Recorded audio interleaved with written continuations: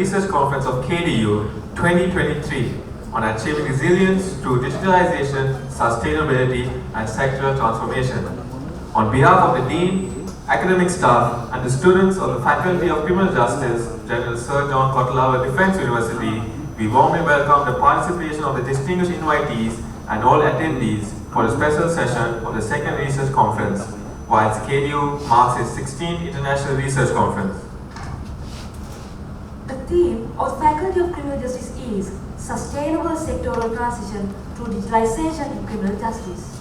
Now, we would like to commence the theme of the special session which focuses on the South Asian perspective. So, without taking much time, let me introduce the esteemed panel of speakers of the special session of the conference. Professor Dr. G.H. Bajpai, Vice Chancellor of the National Law University of Delhi, graced us with his presence today as the session chair. We are also honored by the presence of four other distinguished speakers, namely Professor Dr. Anand Pawar, Vice Chancellor of the Rajiv Gandhi University of Law, Patiala, Punjab. Professor Dr. R. Kathriarachchi, Director Academics, Center of Excellence in Digital Forensics, University of Madras, Chennai, President of Asian Criminological Society, Macau. Professor Dr. Ladra Subramaniam, Director, Center for Cyber Forensics and Information Security, University of Madras, Chennai. Now, we have the pleasure in inviting Ms. Chamudika Gamage, Lecturer, Faculty of Criminal Justice, for the opening remarks of the session and to introduce the chair of today's plenary session, Professor Dr. G.H. Bajpai, Vice Chancellor of the National Law University of Delhi. Over to you, ma'am.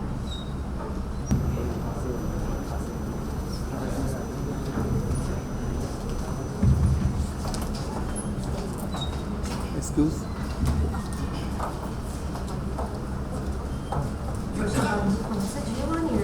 President, 16th International Research Conference, Dean, Faculty of Criminal Justice, Professor G.S. Bajpai, Vice Chancellor, National Law University of Delhi, Professor Anand Pawar, Vice Chancellor of Rajiv Gandhi National Law University in Patiala, Professor R.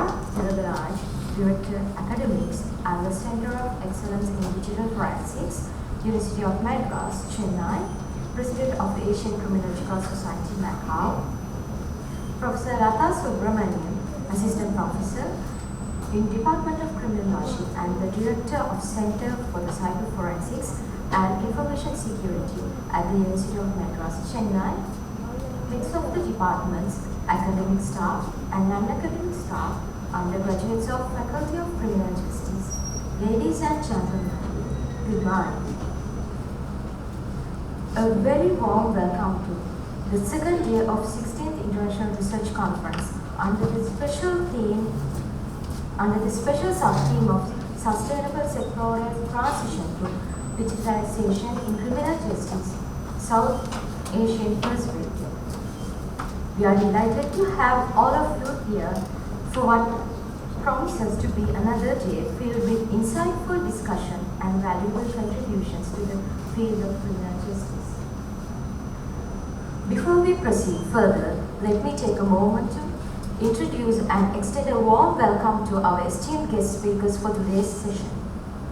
Session Chair, Professor G.H. Bajpai, Vice Chancellor, National Law University of Delhi, Professor Anand Pawar, the Vice Chancellor of Rajiv Gandhi National Law University in Patiala, Professor R. Kathriarachchi, the Director Academics and the Center of Excellence in Digital Forensics, University of Madras, President of Asian Criminological Society, Professor Lata Subramaniam, the Assistant Professor in the Department of Criminology and the Director of Center for the Cyber Forensics and Information Security at the University of Madras. Your presence here today signifies your commitment to the advancement of the knowledge in the field of criminal justice and the pivotal role that digitalization plays in achieving sustainable sectoral transitions. We are truly honored to have your expertise and insights grace this conference. As we are gathered here another day enlightening discussions, let us remember that this conference is not just an opportunity to share research findings, but also a platform for building collaboration, networking, and fostering intellectual growth. Your active participation and engagement crucial in achieving the goals we have set for this event. Now, without further ado, I would like to hand over the special session to the President of the 16th International Research Conference, Dean of the Faculty of Criminal Justice, Professor Siriwardena. Under her guidance and the leadership of this conference has flourished, and we look forward to her insights and wisdom as we navigate through today's session. Once again, thank you all for being a part of this remarkable conference. Let's make today's discussion even more enriching and impactful. I wish you all a productive and rewarding day ahead. Thank you.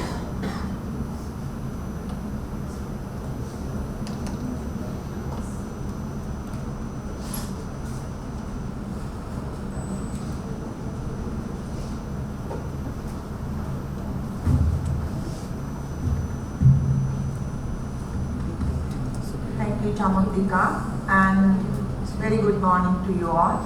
And we are here today to go through the second day of the International Conference of KDU, and specifically for which is related to the faculty.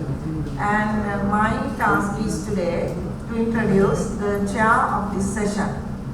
And it is my deep privilege and honor to introduce Professor Bajpai, my long-time friend. And whenever I request something, I want to tell you that, there is no in his vocabulary. For that, thank you very much. So having said that, let me to introduce Professor Dr. G.S. Bajpai, the Vice Chancellor of National Law University, Delhi, India. Professor Dr. G.S. Bajpai serves as the Vice Chancellor of National Law University, Delhi. He is equipped with more than 30 years of professional experiences as an author, researcher, teacher, and the administrator. He has previously served as the Vice Chancellor of Rajiv Gandhi National Law University, Punjab, Registrar at National Law University, Delhi. He has also served as Senior Professor of Criminology and Criminal Justice through the law perspective, Chair Professor at K. L. Arora, Chair in Criminal Law, and Chairperson of the Center for Criminology and Victimology at National Law University, Delhi. So he has, served in so many other different roles as a researcher, as a teacher, and as an academic. Therefore, since we are, because of the time constraint, I don't want to. I'm not going to say all the different credentials. But let me to briefly say that. So, how is research credential? That is, Professor Bajpai has authored 22 books, monographs, more than 60 papers, over 100 OP the editions, in leading to a lot of the different areas of law and criminology and criminal justice. So then he has been awarded some of the very prestige awards like Professor K. Chokalingam Award, Best Social Scientist Award, ICS Kumarappa Reckless Award, and Professor S. Srivastava Memorial Award. So then we are having such a the caliber academic as well as a professional here to chair this special session. Sir, now over to you. Thank you.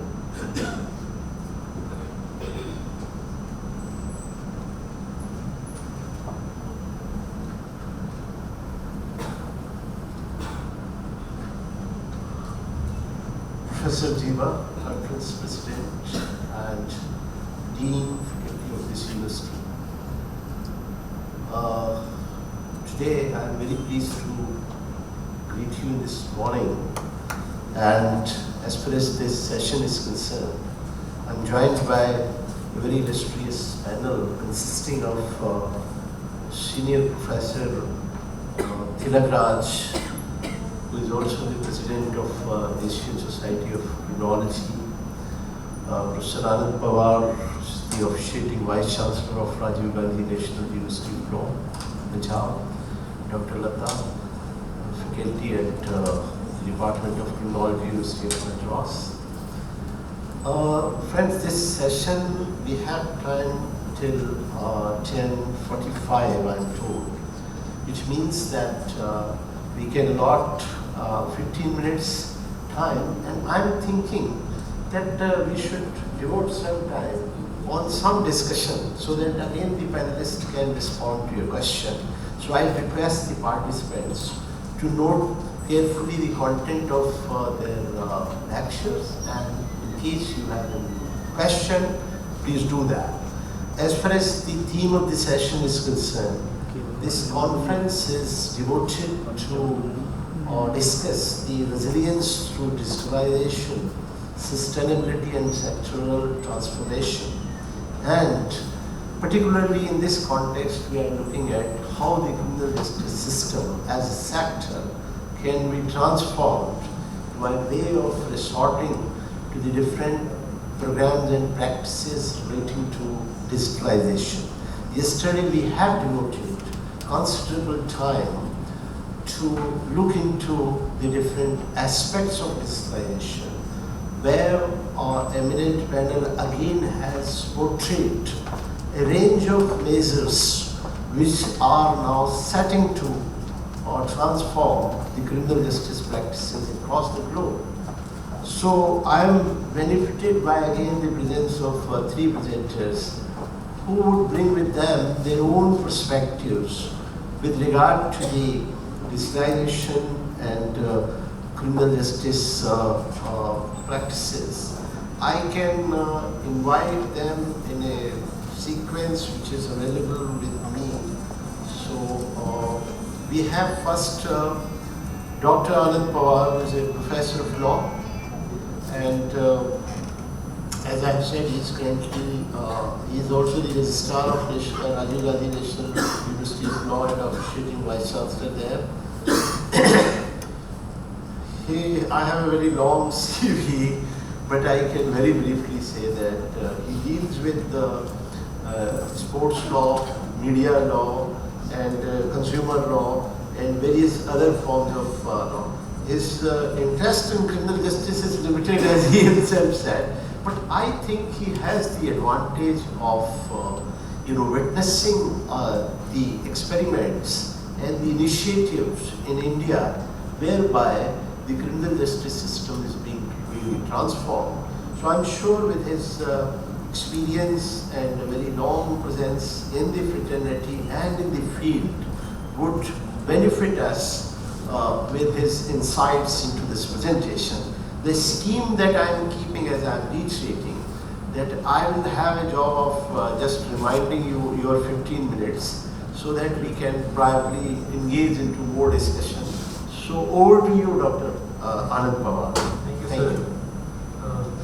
Respected Professor G.S. Vajpayee, Vice Chancellor of National University Delhi and Chairperson of this session, Madam Wijayath, Conference President and Dean Faculty of Criminal Justice, Professor Dr. Kathriarachchi, Director, Academics and President of Asian Criminology Society, Professor Dr. Lata, Director, Center for Cyber Forensics and Information Security, University of Madras, Chennai, and all the participants.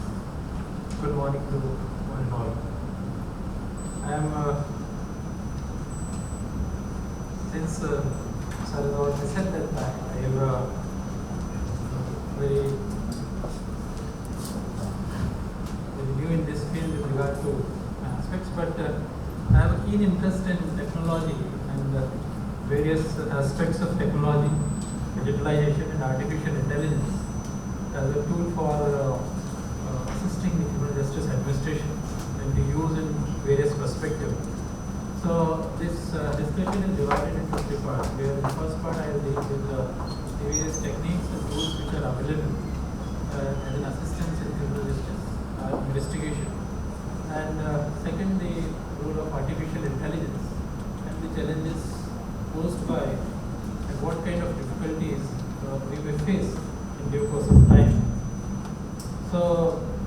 know that the technological advancement, we know that whether the investigation or the whole criminal justice administration should be the human driven or technology driven.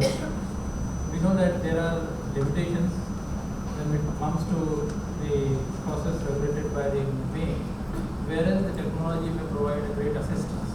But how far we should allow the technology, and specifically when it comes to the countries of South Asia, where the advanced technology or digitalization is in process. And that's why we say that it's a period of the process in which there is a transition which is taking place in the criminal justice administration, where we are moving toward the digitalization of various aspects of the criminal justice administration, and for which there are multiple kind of limitations. What kind of limitations are attached, and what are the difficulties which are there when we talk about the technological advancement. So no doubt they can strengthen the capability of investigating agencies, and digitalization or digitized data is very helpful to retrieve voter files and compare the criminal accused in the past. Their past history can be traced out of various kind of digitalized data. And because of development of technology, the criminal investigation procedures will become more transparent. How transparent it would be depends on what kind of investigations which are regulated, and what are the and how the governments are ready to accept the challenges in terms of providing the information. Then the technologies are the partnership between studios and technology would facilitate quick criminal investigation, greatly reduce crime, and aid to uphold law and order situation. These are some general kind of advantages which are attached to the technology. I think in almost all these countries of South Asia, we are facing limitations in terms of the availability of adequate human resource. As when it comes to India, the UN recommends 222 police officers for every 1 lakh people, whereas the ratio is around 190 police personnel per lakh for population, which is 5th lowest among 71 countries. And it affects the workload on police force or similarly the other investigating agencies. So there is a need of adequacy of human resource which should be made available so that the technology can fill the gap and sometimes can assist in multiple ways in investigations. So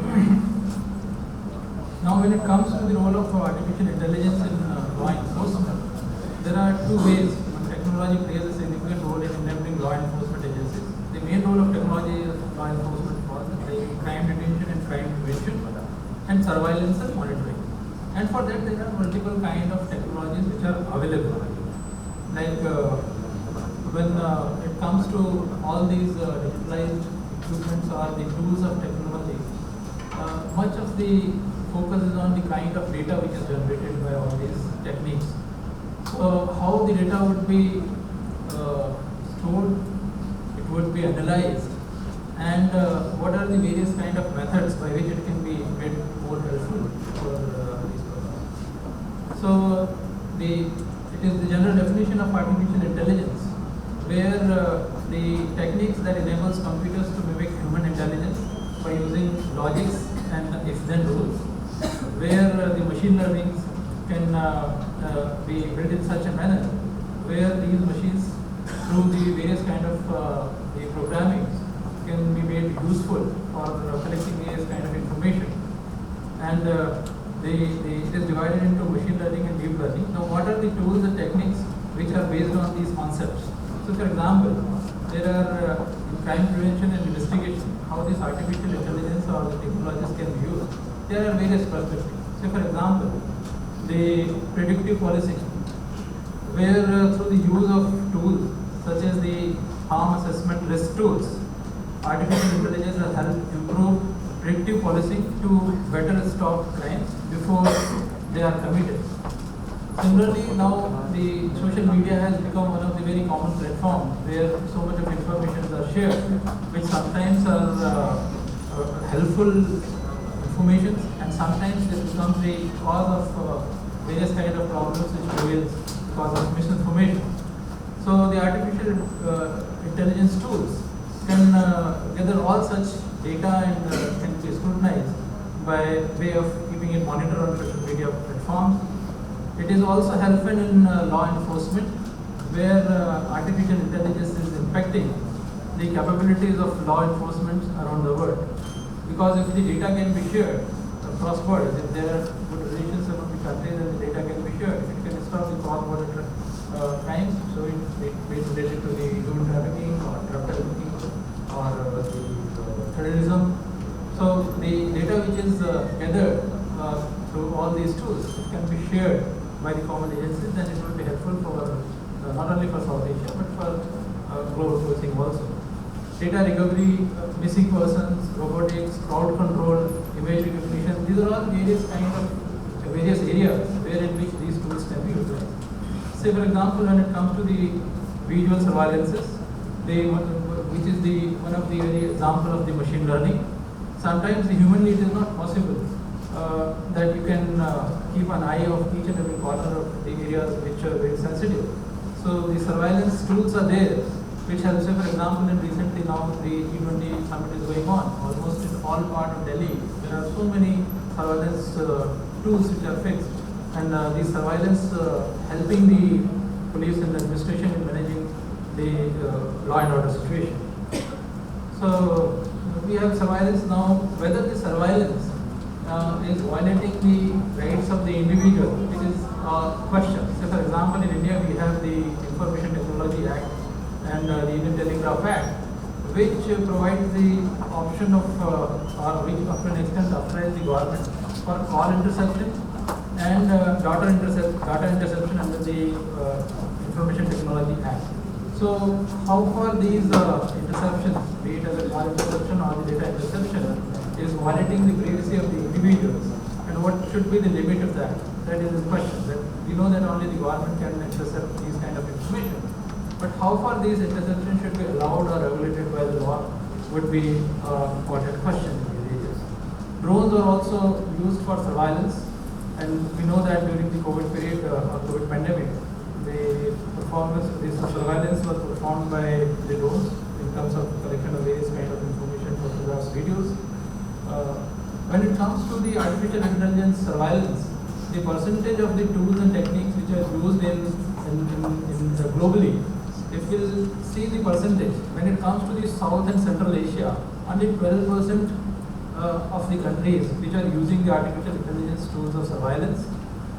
In Middle East and North Africa around 12%, in America also 12%, European and Eurasia 17%, East Asia 15%, and Africa 12%. Which means this is also at a very initial stage, where due to multiple kind of restrictions, the tools are not very much adopted. When it comes to the South Asia, there are so many financial limitations when it comes to providing these kind of tools to investigative agencies to take record of surveillance through drones. Now another aspects of collecting the data is the biometrics. Now there are various means of the biometrics, be it as a physiological traits and the behavioral traits. Face recognition is there, hand geometry recognition is there, retina pattern, iris recognition, vein pattern, face thermological, hand thermogram, ear shape recognition, palm print recognition, fingerprint recognition. These are all various methods by which the data can be captured, be it related to the criminals or the trials. There are various ways, or there are different kind of legislations now which are empowering the investigating agencies to collect the information on these dimensions. Similarly, the behavioral traits like signature recognition, voice recognition, keystroke recognition. These are also the tools by which the data can be captured and collected. Then another technique is the shot spotters, where this is again a very advanced technique where the sensors are placed in sensitive places, and once there is a gunfire, so based on the sound, the sensors they used to send the informations to the control room, and based on that it is used to be deployed in the nearby they used to go and capture it along with the other surveillance ones.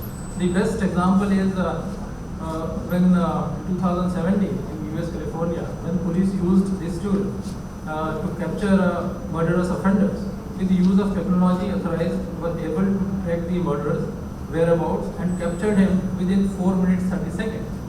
So there are sometimes these technologies help the investigations to identify the criminals and to capture them also within no time. But that's what the question which was posed yesterday by Professor Vajpayee also, that is there a compulsion to or a kind of force or obligation or expectations from the investigating agencies to complete it within no time, and which provides the scope of mistakes, and sometimes the technology is also not very sound in some other stage. So how far these technologies would be relied in cases where there is a pressure of performance, and within a very limited period of time, if the investigating agencies they decide and arrest certain persons based on these technological means. Robotics also is a kind of one of the example of artificial intelligence. We have seen that now in Dubai and China there are various kind of robots which are helping the investigating agencies. Sometimes it is also providing various kind of information to people at large. In New Zealand, this ELA, Electronic Lifelike Assistance, is the first recruited artificial intelligence based robotic police, which helps the common people and which provides multiple kind of information which is helping the people at large.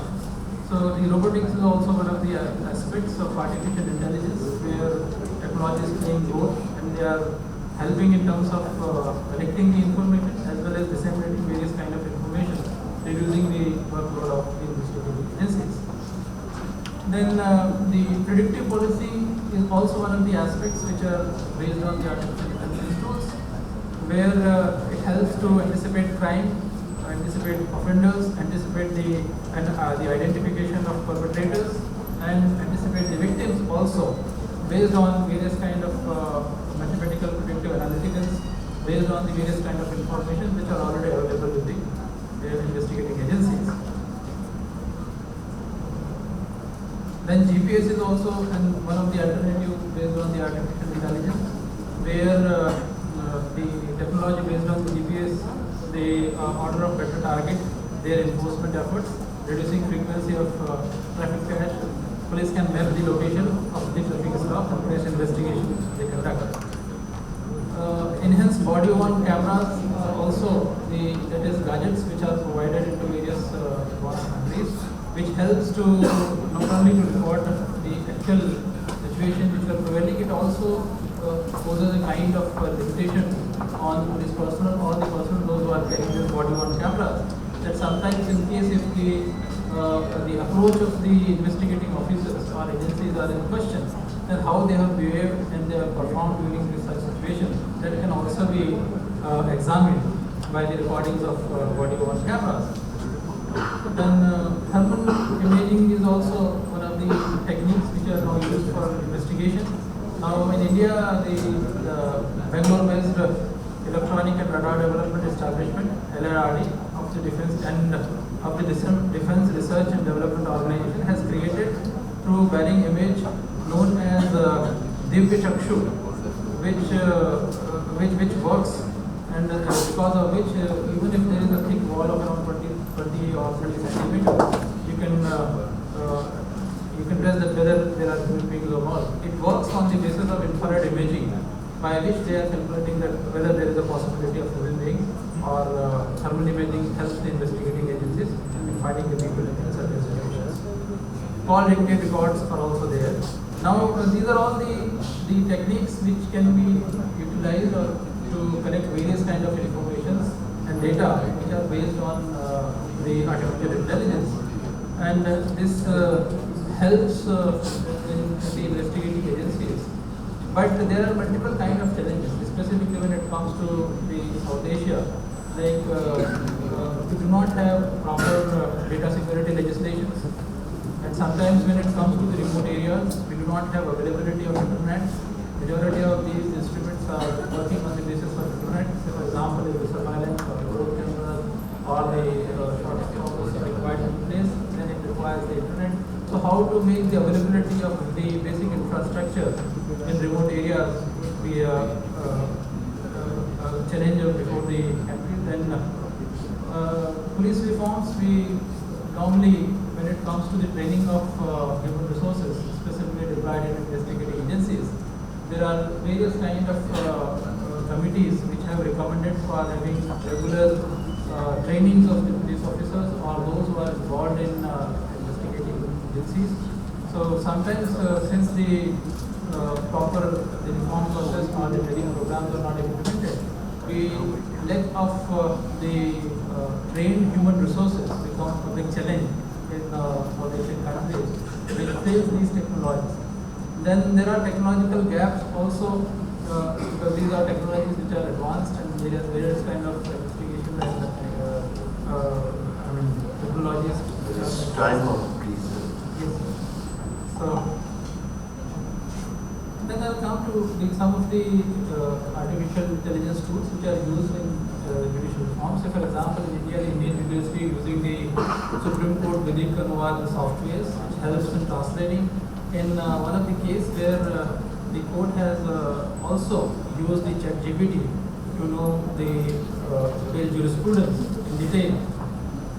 You also have national automated face recognition system. Then the crime and criminal tracking network system, where the FIRs, investigation, charge sheets are shared among the police stations.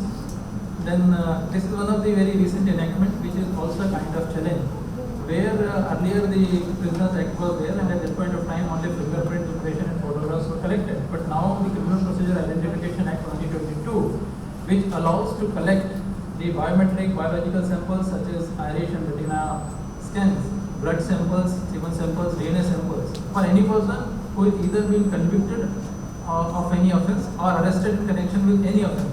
And now this data can be kept for a period of 75 years, which is very much criticized in this issue of debate.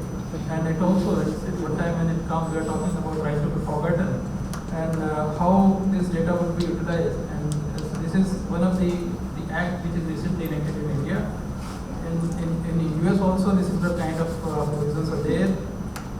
One of the very interesting case where the lawyer has used the chatbot to prepare his argument, and he has provided the written submission to the court. And the opponent lawyer, when he searched the cases which were mentioned there, they said that such kind of cases are not available or they are not existing. So then the court asked the advocate that why or what are the citations or where from you have collected the citation. He said that I have used it without verifying it and simply I have copied it from chatbot. So then the advocate was fined up to $5,000 for the misrepresentation. So when it comes to the artificial intelligence, we need to consider multiple aspects such as the human agency and its oversights, technological robustness and safety, privacy and data governance, transparency, diversity, non-discrimination, fairness, society and environmental well-being, and accountability. These are the issues which we need to look into when it comes to the artificial intelligence legislations.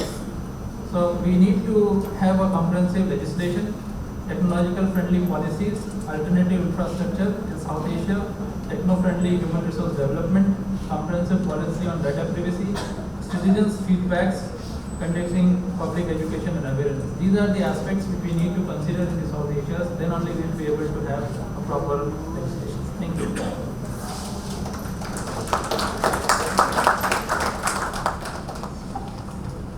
Thank you, Professor Anand Kumar, for making this very interesting and very descriptive presentation, where you have depicted a whole range of technology which is being utilized at the moment in order to prevent and investigate crime. And these are the very emerging and new trends for the use of technology. So I'm sure this presentation will be useful for you to understand and examine some of these measures, especially the manner they are being put into practice.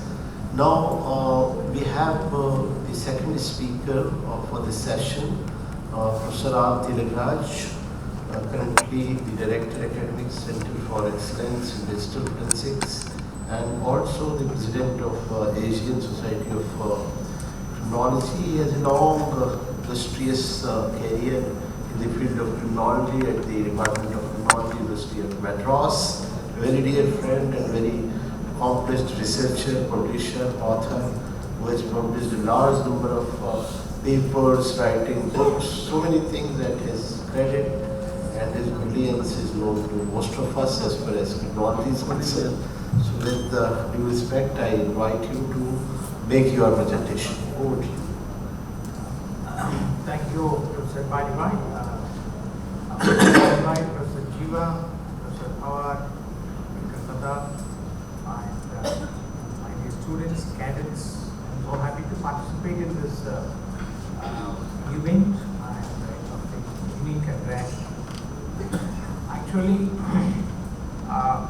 the topic is digitalization of criminal justice. I thought I asked Jiva, there are the three people they are going to talk on digitalization, so that I may be accepted and give you a chance to speak on cybercrimes in India, trends, policies, issues, challenges, and sustainable development. Missing the theme of the conference. I thought this paper, just 2 weeks back, I went to Malaysia to present on the Royal Malaysian Police, so that I thought it's for 1 hour. I thought Jiva will give me 25 minutes, now we were reduced to 15 minutes. Whatever the possible, I will skip as much as possible. I think,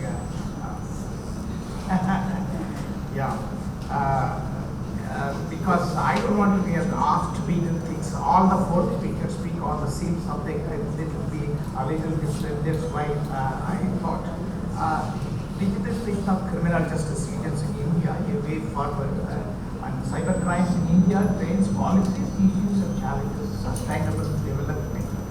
And one of the leading professor in criminology, Richard Garrick-Susskind, his book called The Future of Law says, in the coming years, lawyers and their litigants would communicate through email. The technology will bring drastic changes in the field of law and will transform the court system. So that we in India also, the Supreme Court orders that all the courts will be digitalized, the bottom level, all the courts. And the prison and the police also should be digitalized. The federal government has given funds. It is in the process. I'm sure in the years to come, we will work a lot. And of course, it is in the process. It takes so much time. And I am going to discuss about first the global trend of cybercrime. The increasing trend all over the world, and as far as cybercrime is concerned, that everybody is doing it. Either we ignore it or aware or not aware of it. When the loss is significant, when the serious, then only we think of making a complaint. Nearly 1 billion emails are exposed in a single year, affecting 1 in 5 internet users. And the data breaches cost $4.35 million in 2022. This is what I am giving you. The data is the FBI statistics. The most common forms of cybercrime attack include phishing, ransomware, and personal data breaches. Phishing, the most forms of cybercrime. And the interesting finding is 85% of the industries affected globally due to cyber attacks. As you understand that the industries, particularly the information technology, IT industries do a lot, but they also affected by the cybercrime. Most of these industries, they have their own branch called Information Security Division. And apart from that, there are 4 big fours, we call it as Deloitte and EY, and PricewaterhouseCoopers. These forces are auditing, information security auditing, and all these industries are agreeing security auditing is going on despite the fact it is affected by the cybercrime, and not even now the current trend is even the other agencies also affected. For example, in India, that All India Institute of Medical Sciences affected almost, the attack, they could not recover it. It took almost 3 months, and it was found that the China, from the attack has come from China, and the Air India, and Big Basket, another supply chain company that also affected, and in US, healthcare system in Massachusetts that also affected, and the customers, the people who are undergoing treatment, their ID was stolen, and we are talking about criminal justice system. Even they have stolen material from the court system also. For example, there was an abortion law decision making in the Supreme Court of US, and what happens, a draft decision was taken by the court and it was there with the judge, and the next day it flashed in all the social media. You can understand, so that everything is digitalized. In another incident, a prisoner, you all know that prisoner is released on parole, and the one cyber criminal who was inside, he somehow see that this list is there.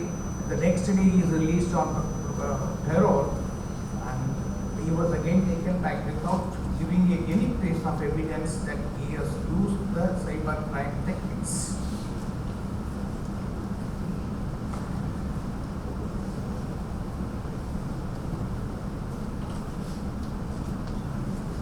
India is the most affected country because the victims, almost 68% of the users of the internet are affected by, and it followed by the United States, Australia,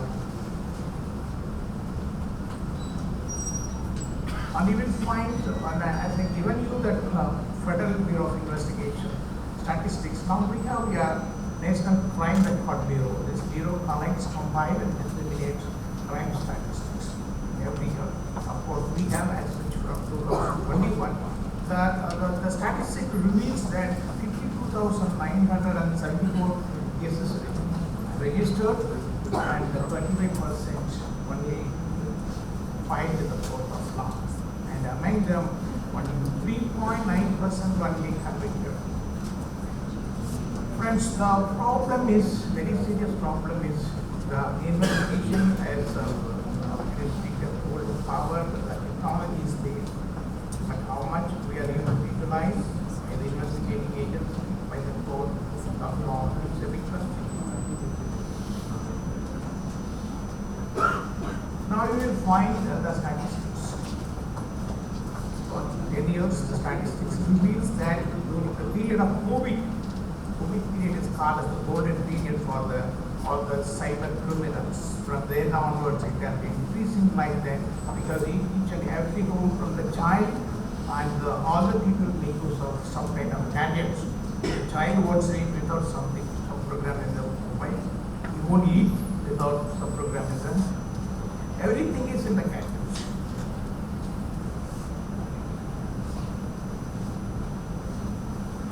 Now there is another statistics that is computer emergency team. That is team in under the national cyber crime policy is established, and they conducted a survey. They revealed 11,58,000 during 2020 and 14 lakhs 31, and it has been come down to 13 lakhs.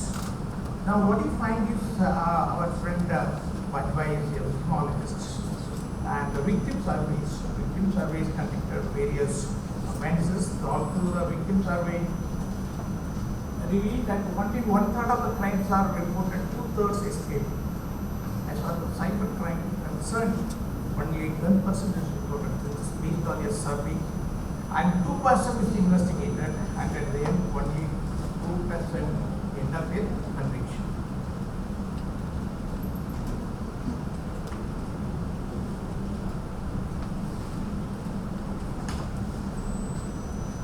Now come to the point.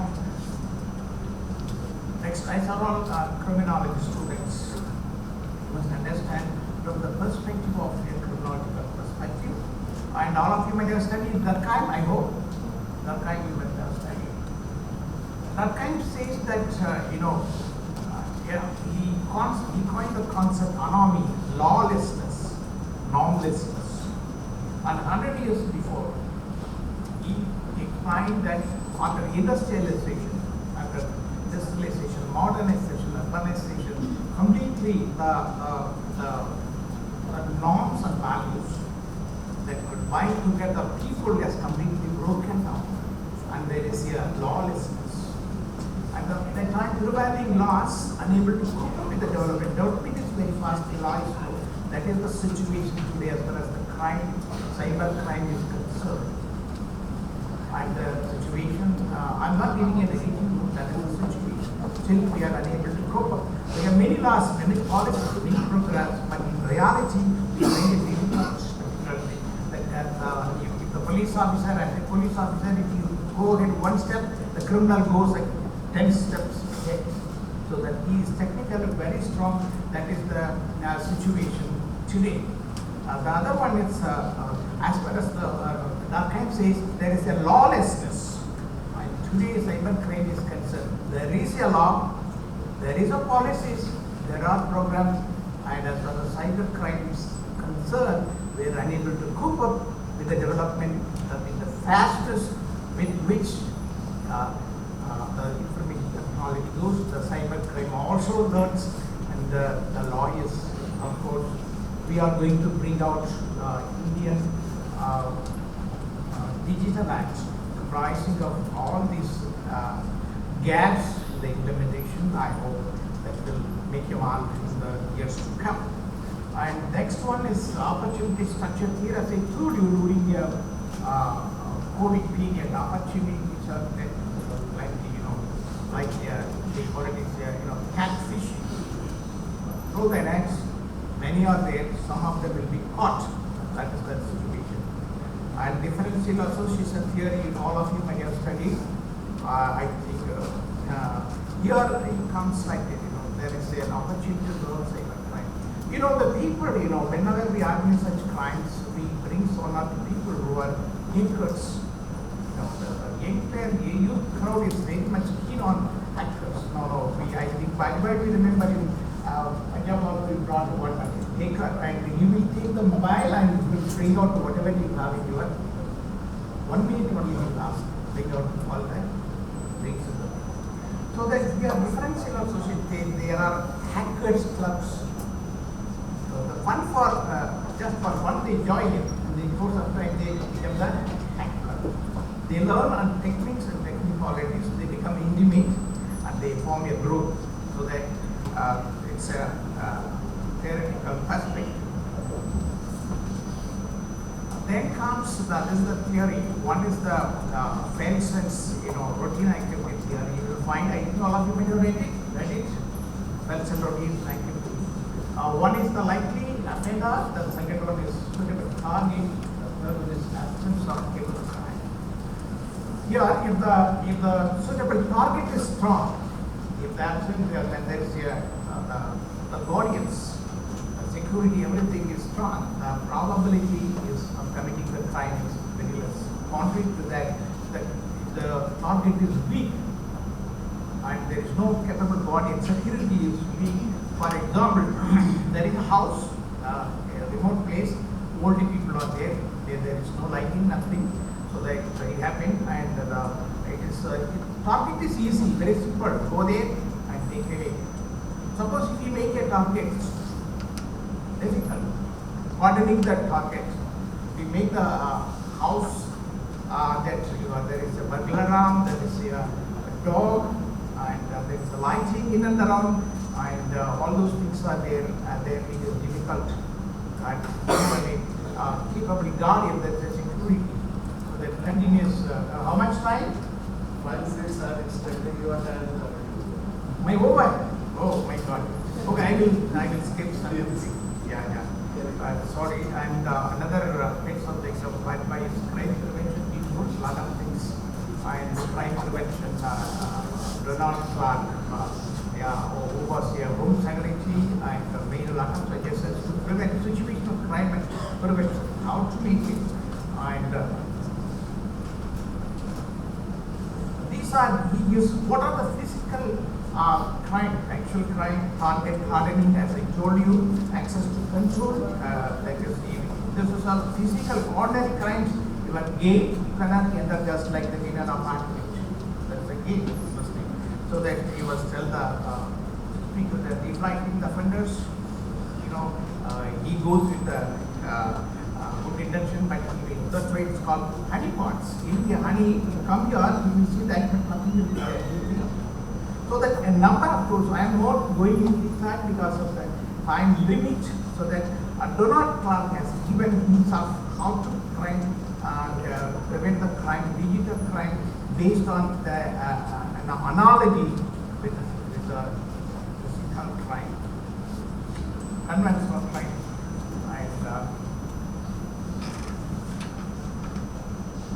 And we have ransomware, matrimonial frauds, dating application frauds. I don't want to go in detail. And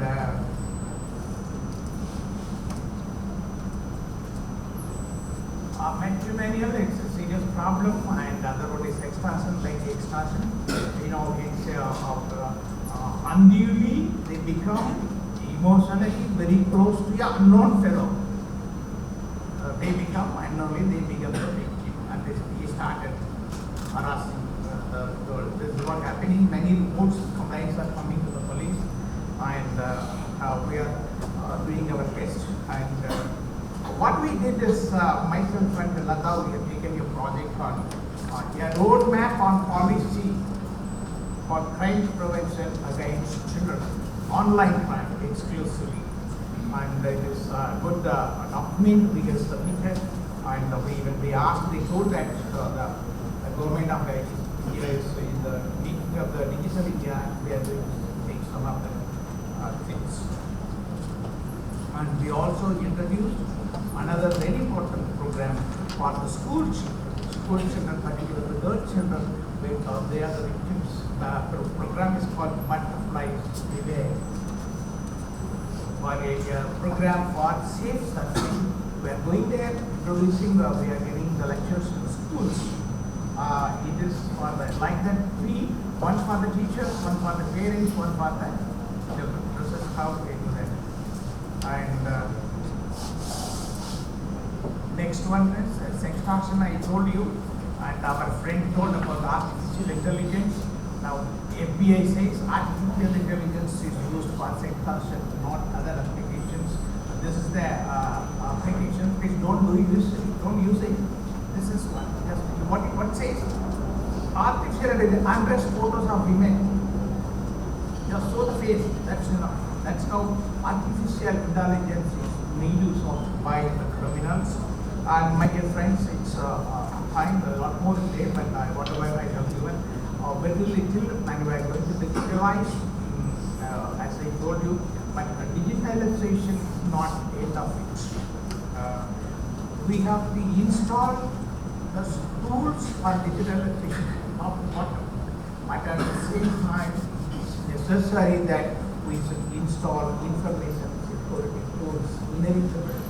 As I told you, that court has very sensitive data, judgments, so that unless we have continuous installing the tools, continuous monitoring of cyber crime, the predicting, and yesterday some of the local RPNHR so predicting the unknown, and when the cyber criminal will attack, we don't know. This is the situation, and with this positive note, I hope the years to come, we have to digitalize, no other way, but at the same time, keeping in mind that we have to, because of the information security professionals, experts, as such, the police is not pupil training, and thirdly, the judiciary also, as all of you know that lawyers are here, law faculty, benefit of doubts always goes in favor of the accused, isn't it? Now, as such, you can create hundreds of the benefit of doubts, so that my students who are all the experts going to the court and they are giving evidence, there is a defense lawyer supporting the criminal, the other side the public prosecutor doesn't understand, and the judge is keeping like this, sir, this is the situation, and easily escape. And at the end, I tell you, there was a parliament, there was a question about psychosis, what are the efforts even taken? At the end, the law minister told that only 1% can be chosen. I don't think India is like that. Throughout the world, that is the situation. Maybe 2%. That's all. With this note, thank you so much for doing it. Thank you very much, and it's a very comprehensive presentation. Thank you. You require more than half hour to deliver whatever you have. It's the richness of information actually, but we are restricting to the time and to certain points which need to be captured. And I am again, I will be returning to you in case there is any possibility of time left for discussion. And now with this, I invite Dr. Lata to make her presentation, as she is presently working with the Madras University as Assistant Professor, Department of Criminology, University of Madras, and also the Director in charge of Center for Cyber Forensic. Over to you, Professor Lata.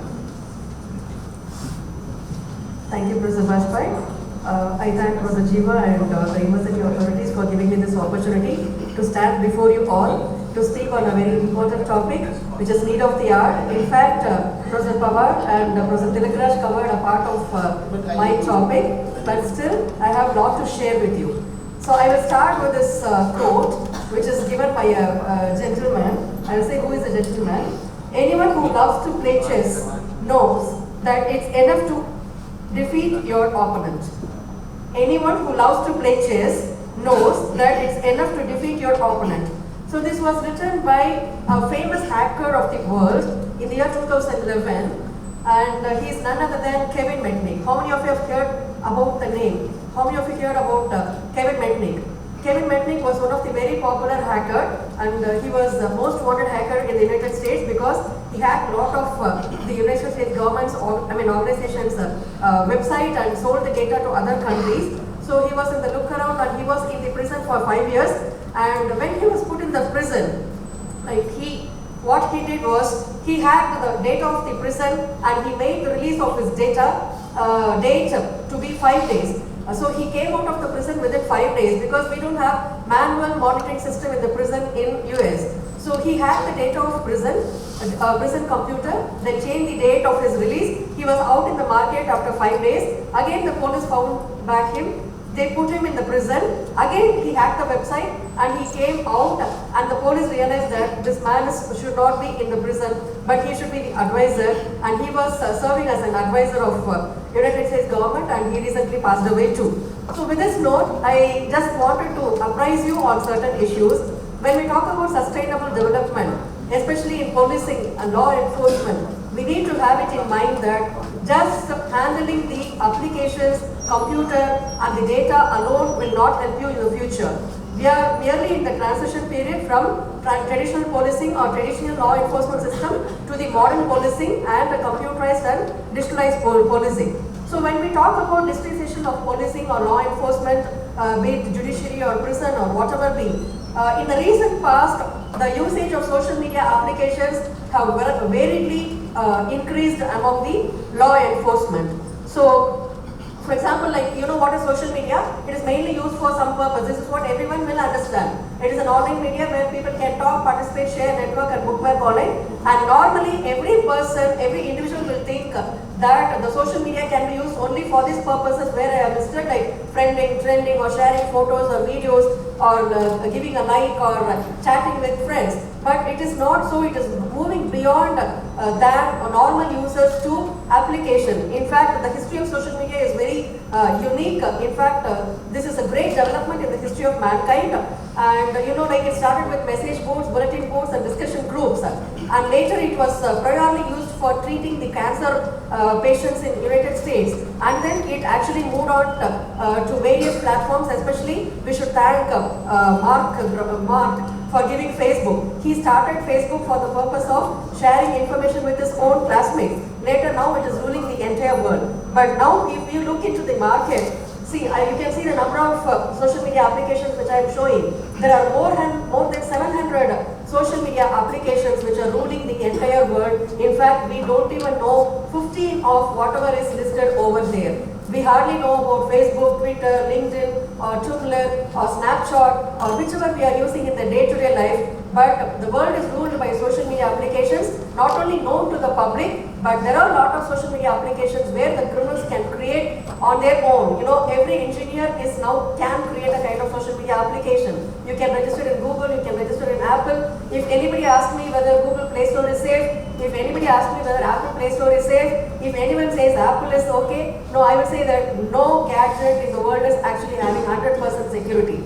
If you say cyber security is possible 100%, it is definitely a myth. So we have to have it in mind whenever we use the social media that we need to talk about cyber security, we need to learn about that. It is like brushing our teeth every day. We need to have certain cyber hygiene or digital hygiene that will help us to prevent from attacks.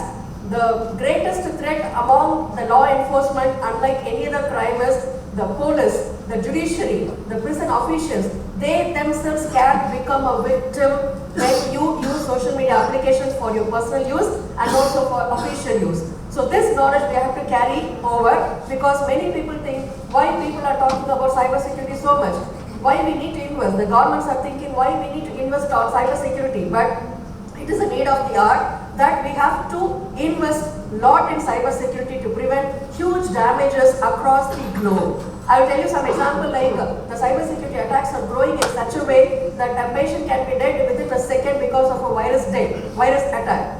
In Oxford Hospital, like what happened, a machine which is supposed to perform surgery for a lady, it was attacked by a virus and she was dead within seconds. So the police data is rampantly breached by the hackers everywhere. New York police, no police is actually left away. So we have to be very cautious on using social media, and we have to be very aware that what is happening in the social media too. So generally, what is the use of social media among the criminals?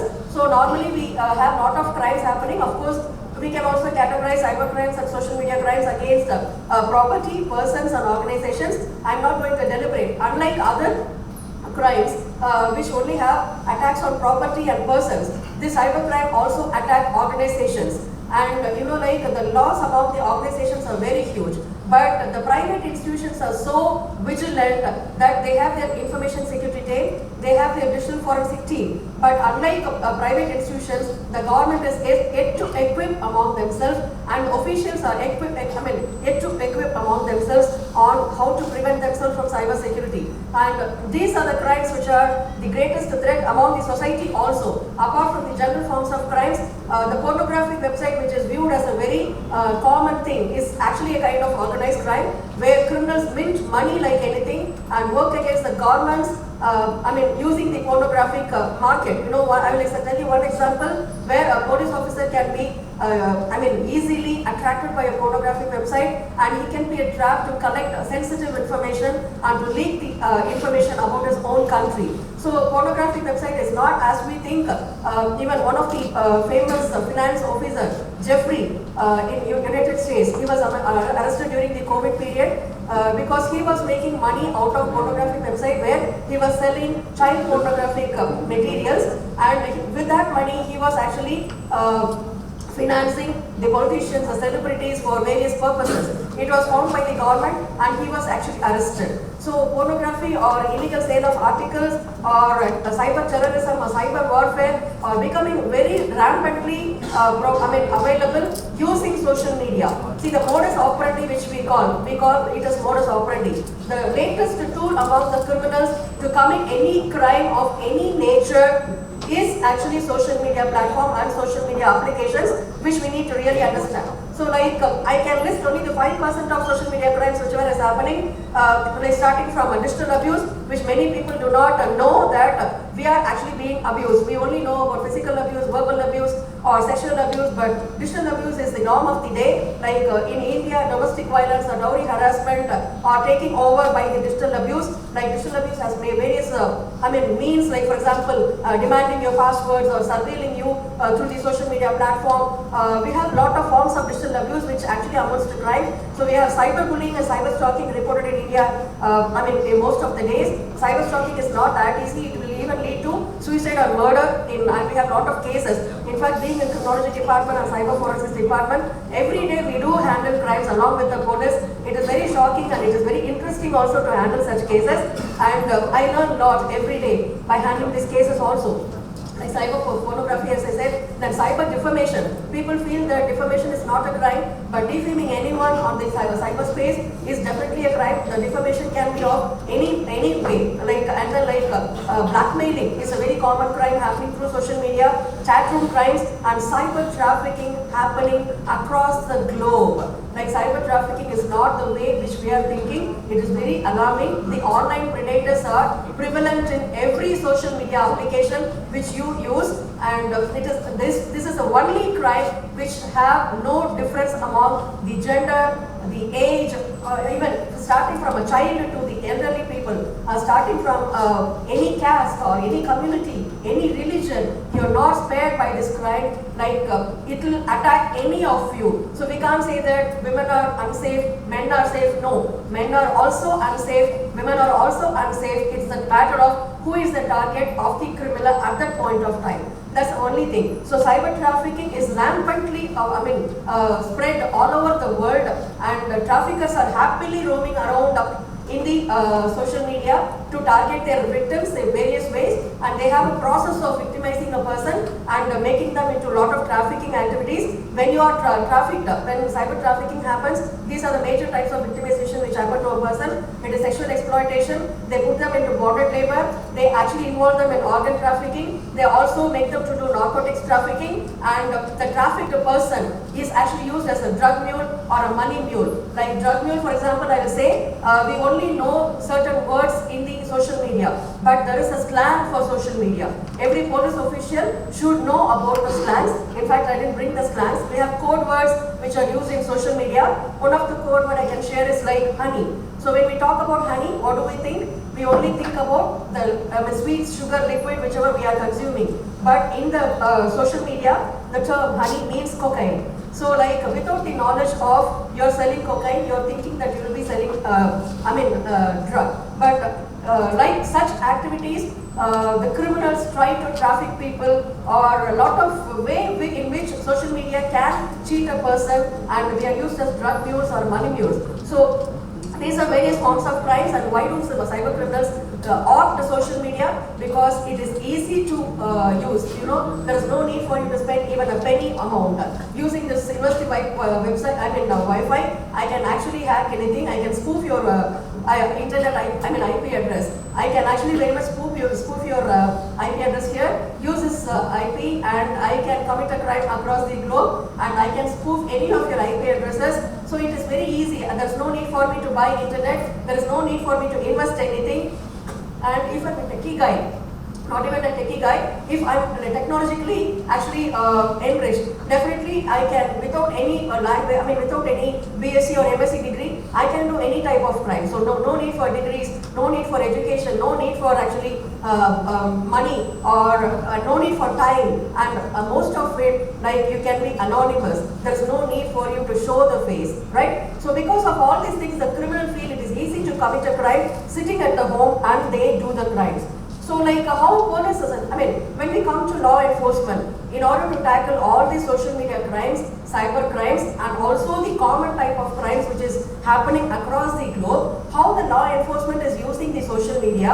And when it comes to police, like of course as Pawar said, they use it for criminal information gathering, like probable criminals or happening criminals. So they use the social media platforms to track the criminals and also to get information about them, to do follow-up activities which normally any police do. And then like collection of evidence. See, collection of evidence is very important in the digital space. So digital evidence collection is a genre which is booming in the forensic sciences field.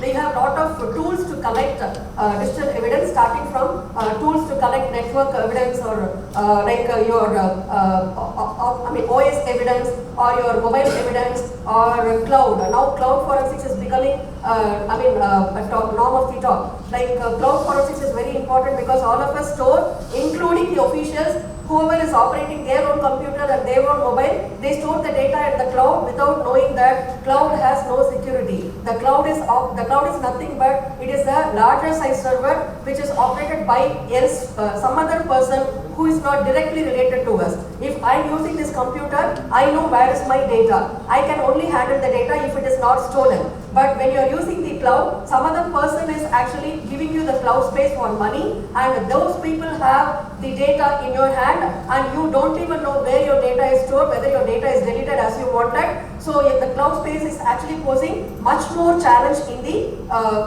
overall usage of cloud. But the law enforcement officials, they are going to be in danger when they use the cloud. They have to be very careful on using everything. So collection of evidence in all genres of digital spaces are available. A lot of tools are available. In fact, we teach the police officials on that. And finding a location of a crime and then like please. Yeah, so I have some more thing.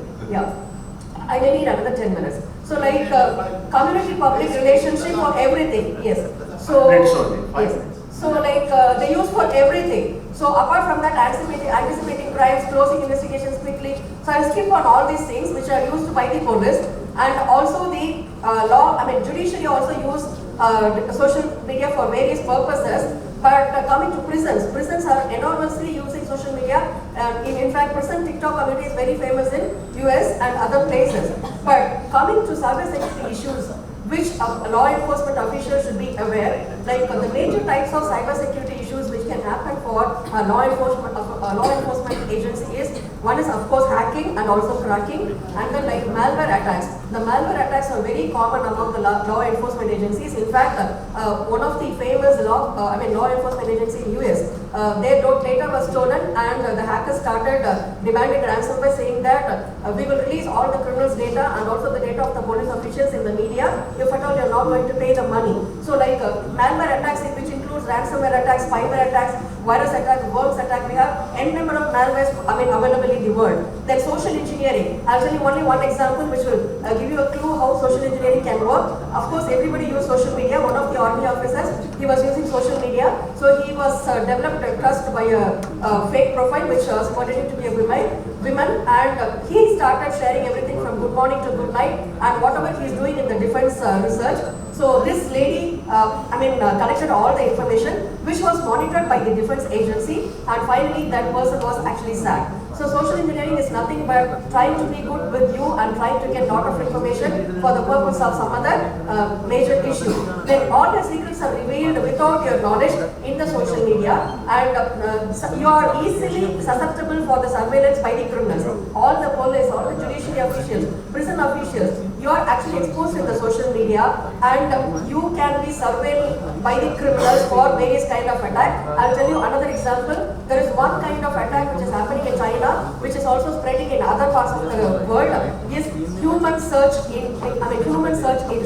What is human search engine? A criminal or somebody who do not want you can actually follow all your social media posts and all your social media applications. You have data mining software. If I put my email ID, phone number or my name, it will collect all the data and give it to you. So these criminals monitor the whereabouts of the police officials or law enforcement officials or somebody who do not wanted by them. Then they try to find the whereabouts and they go there and they try to attack them, kill them, murder them, or harass them. So that is the concept called human search engine, which is prevalent across China and what is happening in other countries also. So like data misappropriation, data breaches, data theft, data manipulation are the major threats which is involved in police stations wherever they are digitalized, and also in courts where they store the judgments, they store the victim witness statements. Victim witness statements are very important in various countries. So that is also stolen and tampered and also manipulated by the criminals, and then like the risk of being exposed to the public or whatever your opinion is. In fact, in India, there is a guideline how the judges should actually judicially use the social media. So they have given do's and don'ts that how they can actually use the social media, what they should do, what they should hide. So I can even share that through Jiva to all of you. So tampering of all the devices whichever you can use. So all the devices, whichever power set, whichever you are using, like starting from your CCTNS or your wireless device or anything can be hacked by the criminal. So we should be well aware of all those things, and we should follow the cyber security tips whichever we are given. I have given only the 5% of cyber security tips, but when we talk technologically, we have more number of cyber security applications or softwares which are available. So that is the need of the hour. If we want to sustainably develop in the investigation of any type of crime using social media applications or cyberspace or general forms, we need to be aware of all the cyber security. The final point is like, it is not only securing ourselves, that any law enforcement agency should be aware of business continuity planning and disaster recovery management. If anything happens in your institution, how will you recover back and how will you continue the business? So that is essential, and all of us should be very much aware of that. So with this note, please be safe in the internet when you're using the law enforcement. Whatever be the softwares or hardwares, whichever you're using, and stuff safe in the internet also. Thank you for this opportunity.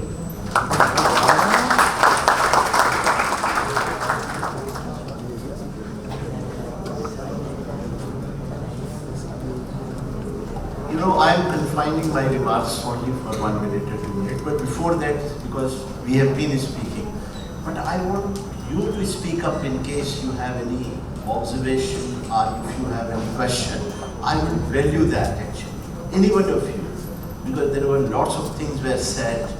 It might be the case with you that you want to clarify something, or you wish to raise something, or just you wish to make a small observation on any of the issue that has been discussed here. Anybody? Yeah, you have something to say? Yeah.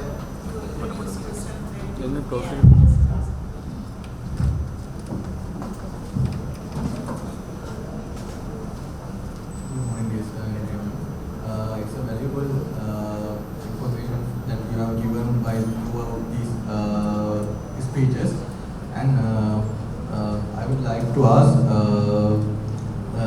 Professor Kathriarachchi and Professor Subramanian, you both are telling about the criminological perspectives of cybercrime. Therefore, in Sri Lanka, sir, also there are a lot of cybercrimes are happening around here, and we are struggling to find out the perpetrators and the offenders of those cybercrimes. And in terms of that, sir, how was the companionship between the social media companies with the government authorities in India, sir? Because we are struggling to find out that, because every time we know that time delays means justice delays, and also the victims might be another victims for the another crime. So therefore, we have completely passing a complex process when we are find out some get some information towards those social media institutions. So therefore, how was the companionship in India, sir, between those social media companies and the legal authorities, sir? We can take one more, or if there is any other question, David. So I thought, yes. Partially I will respond and partially seek respond. Social media, we talk about about social media, internet services, like Google, Facebook, all these, we have a lot of problems. Finally, when there is a Facebook, you have some problem. You have approached the Facebook, isn't it? The Facebook says, that it is very serious and they won't respond. And even if you want to go there, what is you call it rogatory, rogatory. Yeah, you can get the permission from the government, you go all the way. And the Facebook will not give you any information. That is the situation that it is. And the Facebook was many times fined by the court in India, but it is pittance for them. There is no response. That is a serious problem, They don't respond. It is for them it is a business. What you do is millions, billions, they are more and what you do is it's very little. And the government of the police officers who are investigating cybercrime also this is the problem. As I told you, there are many multiplying the cybercrime and very little is detected. This is the situations because of the cooperation. The government is also trying to get. It is my own experience. There was a problem in one situation. I have to work a case in the cybercrime cell. We have the cybercrime cells. We are going to start 200 police stations in Tamil Nadu. Right? We have the cybercrime cells. We can go and make a complaint. And there was a complaint was made and asked. Then finally they told this Facebook, sir, we have responded, and there is no response from their side. This is the reality.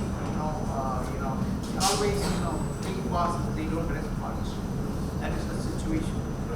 So, this was the situation earlier in India, but now the situations have improved because of a lot of multilateral treaties across the countries. And also the government of India have mandated the internet service providers that they should have their nodal officers in India to respond any type of cybercrime when it is approached by law enforcement. Be it Facebook or Twitter or LinkedIn, any popular social media, they should have their nodal officer presented in our country. Apart from that, when you take banks, there is again a provision that the nodal officers of every bank should be available 24/7 to address the financial frauds. For example, I will say we have introduced a helpline number called 1930, which Professor Telegram is about to talk. This 1930 is to complain about the financial frauds. So if I am actually cheated by someone, I can call the number or I can register in cybercrime.gov.in. Immediately, the police will approach to the nodal officer, whatever be the time, be it 11 o'clock or 12 o'clock or 1 o'clock, they will approach the nodal officer and that particular officer will inform the technical team and they will help us to reverse the money back. So we call it as golden hour in our country. So if you report a financial fraud within 72 hours maximum, preferably before 48 hours, your money will come back to you and reversed. Similarly, for all form of crimes, we have mandated that the ISPs should actually share the information if the law enforcement officials are demanding for it. Of course, there are some issues on data privacy which is raised time in and out, but our law enforcement is able to sustain all this because of such understanding between the agencies. Very good. So now there is one thing that I wish to add, I think, through which we'll be summing up this discussion. Two very important developments which have recently taken place in India. That one is that the cyber law is not a cyber criminal law in India, because initially this law was created mainly to regulate the commercial transactions, digital signature and all that. Now a step is being taken. I am on the committee.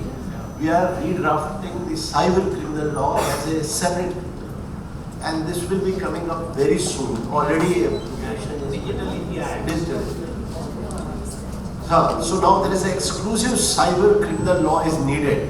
Most countries in the beginning, including India, we have created laws mainly to deal with the cyber transaction in commercial spaces. We have never realized probably that there would be such a series. That is one. Second, which is again very important even for India, I don't know how many. Cyber security law has already been prepared.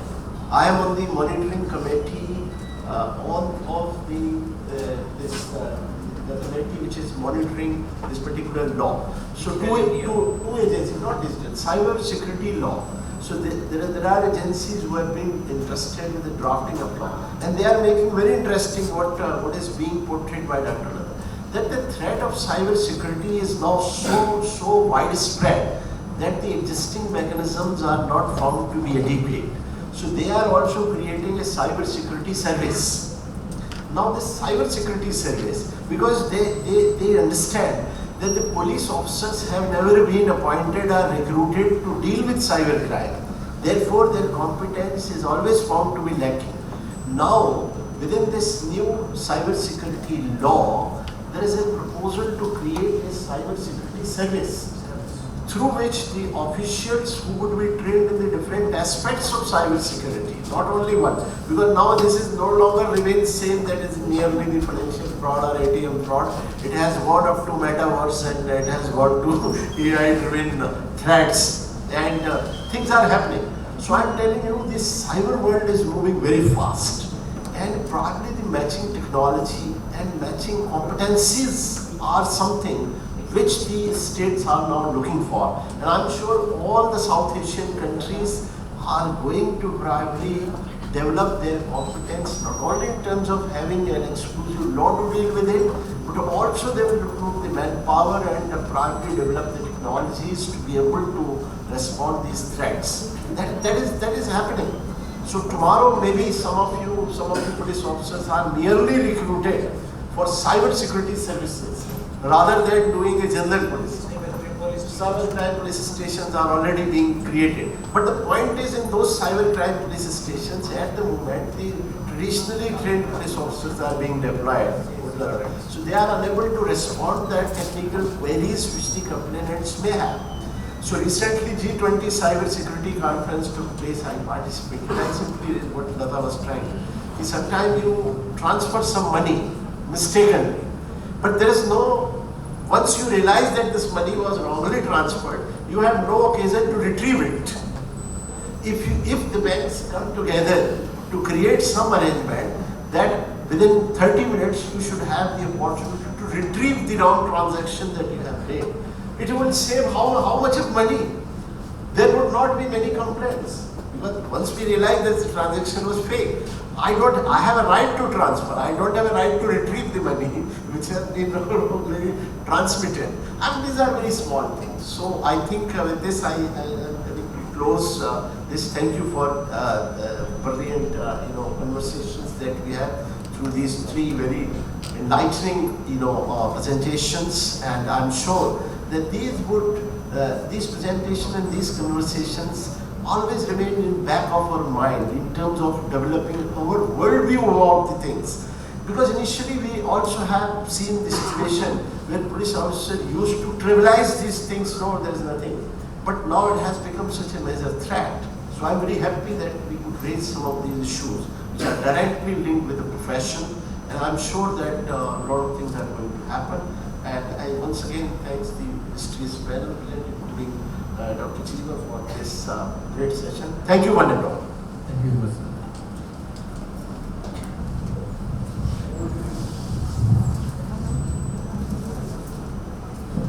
Thank you, sir.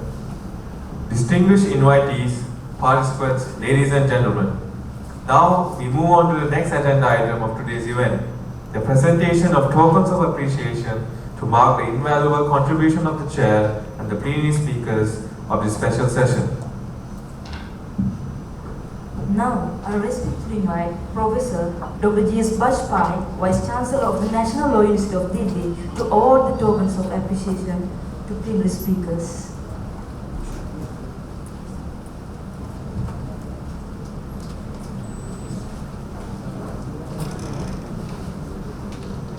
Professor Dr. Anand Pawar, Vice Chancellor of the Rajiv Gandhi University of Law, Patiala, Punjab.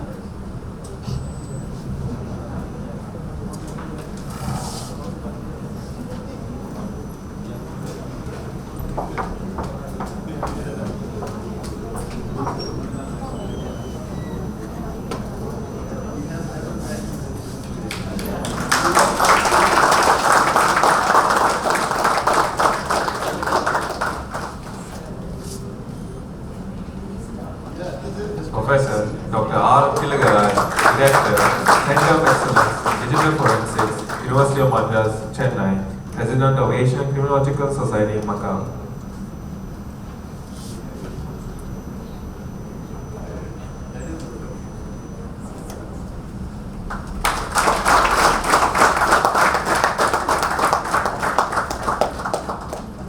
Professor Dr. Lata Subramaniam, Director, Center for Cyber Forensics and Information Security, University of Madras, Chennai.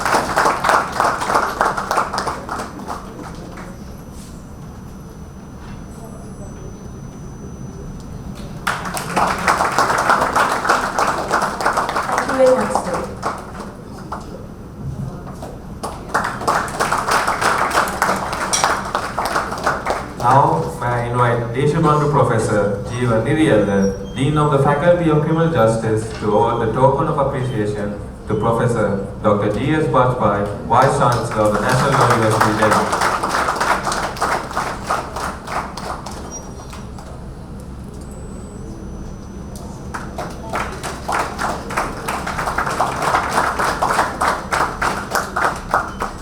Thank you, Madam.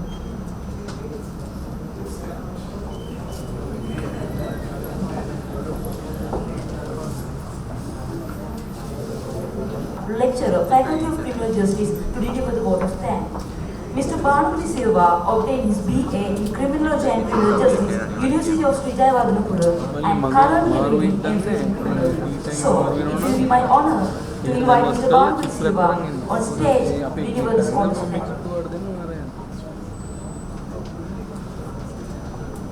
Good morning, ladies and gentlemen. On behalf of the Faculty of Criminal Justice, General Center of Gokarella University, I stand before you today with immense gratitude as we conclude this enlightening and thought-provoking session on sustainable transition to digitalization in criminal justice, South Asian perspective at Faculty of Criminal Justice, IRC 2023. First and foremost, I would like to extend our heartfelt appreciation to our distinguished speakers who have graced us with their profound insights and expertise in the field of criminal justice.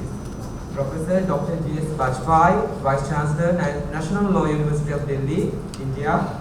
Professor Dr. Anand Pawar, Vice Chancellor, Rajiv Gandhi University of Law, Patiala, Punjab. Professor Dr. R. Kathriarachchi, Director Academics, President of Asian Criminological Society, Center of Excellence in Digital Forensics, University of Madras, Chennai. Professor Dr. Lata Subramaniam, Director, Center for Cyber Forensics and Information Security, University of Madras, Chennai. Each of you has shared your extensive knowledge and experience, shedding light on the critical role of digitalization in achieving sustainable transition within the criminal justice, particularly from a South Asian perspective. Your presentations have been both informative and inspiring, leaving us with a wealth of valuable information to contemplate and implement in our future endeavors. I would also like to express our deepest gratitude to the audience, both physical present and those joining us virtually. Your active participation has enriched this session. Your presence has been the driving force behind the success of the event. As we move forward from this session, let us carry the knowledge and insight we have gained into our respective roles and responsibilities with a shared commitment to advancing sustainable transition in criminal justice through digitalization. Together, we can contribute to a more just and equitable society. Once again, thank you to our esteemed speakers, our engaged audience, and everyone who contributed to the success of this event. We look forward to continued collaborations and exchange of ideas and a collective pursuit of justice and sustainability. Thank you and have a wonderful day.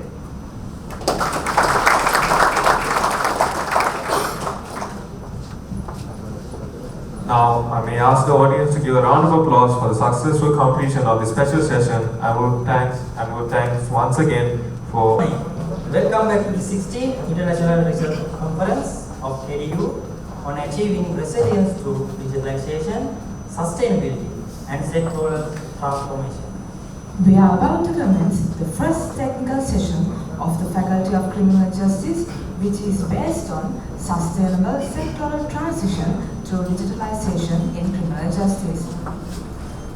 The chair for the first technical session is Professor W. Dhanapala, Professor in Criminology, Head of the Department, Department of Criminology and Criminal Justice, Faculty of Humanities and Social Sciences, University of Wijayath. The judges of the session are Dr. Sanat Samir Wijayath, Head of the Department, Senior Lecturer, Department of Legal Studies, Faculty of Humanities and Social Sciences, Open University of Sri Lanka. Now, we have the pleasure in inviting Mr. Sanjeev Dharmasiri, Lecturer, Faculty of Criminal Justice, for the welcoming speech.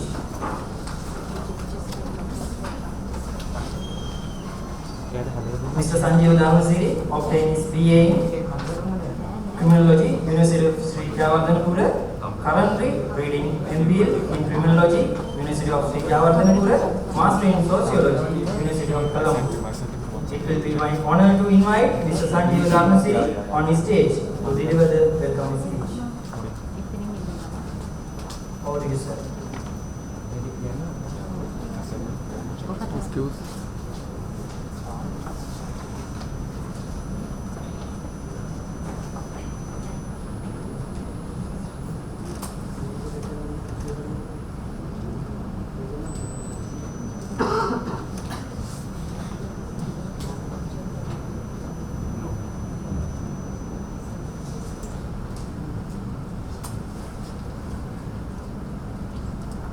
Ladies and gentlemen, good morning and warm welcome to the first technical session of the International Research Conference on the Faculty of Criminal Justice.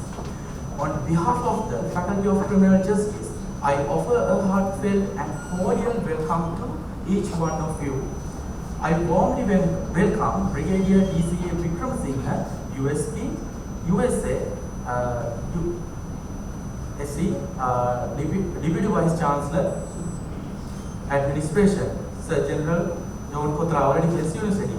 I would like to express my gratitude to our respected technical session chair, Professor W.M. Dhanapala, Professor in Criminology, Head of the Department of Criminology and Criminal Justice, Faculty of Humanities and Social Sciences, University of Sri Wijayath. In addition, we are fortunate to have Dr. Sanat Samir Wijayath as the co-chair of the technical session.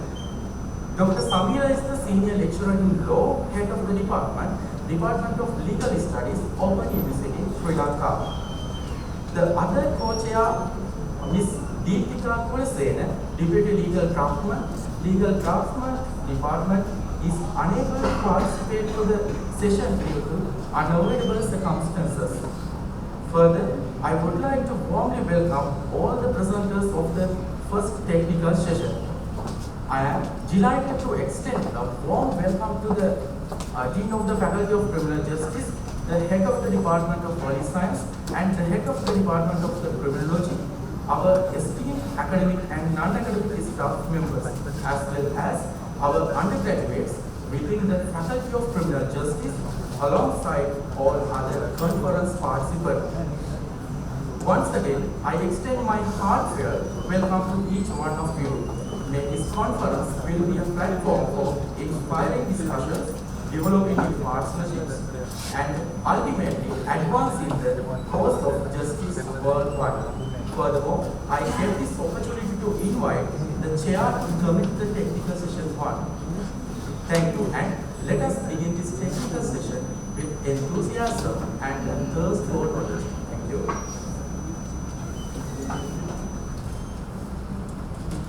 Okay, thank you very much and good morning.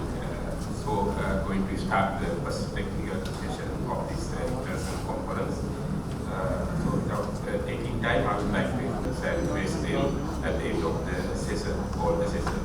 I would like to invite the first presenter of the paper, the utilization of biological samples by the criminal justice system in Sri Lanka, and explanatory study on forensic testing. The paper has been presented by GSD Silva, D. Wickramasinghe and Fernando. I would like to invite one of them to present the abstract of the paper.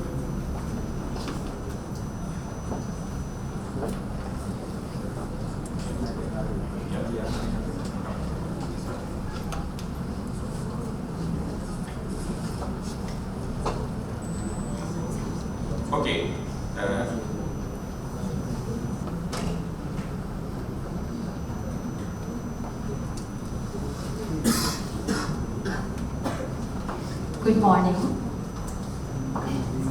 The theme of my presentation is on organized crimes, and it's on the analysis of the existing legal regime in the country and the law enforcement mechanism of transnational organized crimes.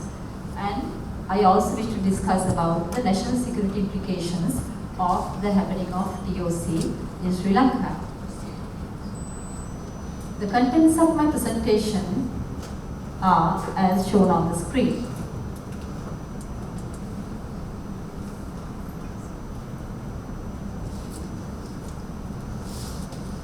This theme on transnational organized crimes has been selected for a particular purpose. If you see the context of today in Sri Lanka, the criminal tendency of the country today, certain organized crimes have come before conventional crimes in the country. The serious amount of increasing criminality in drug-related crimes and arms-related crimes have made impetus for me to select this topic. What is transnational organized crime? In terms of the international definitions, actually the UN Convention on Transnational Organized Crimes does not give a definition for what a transnational organized crime is.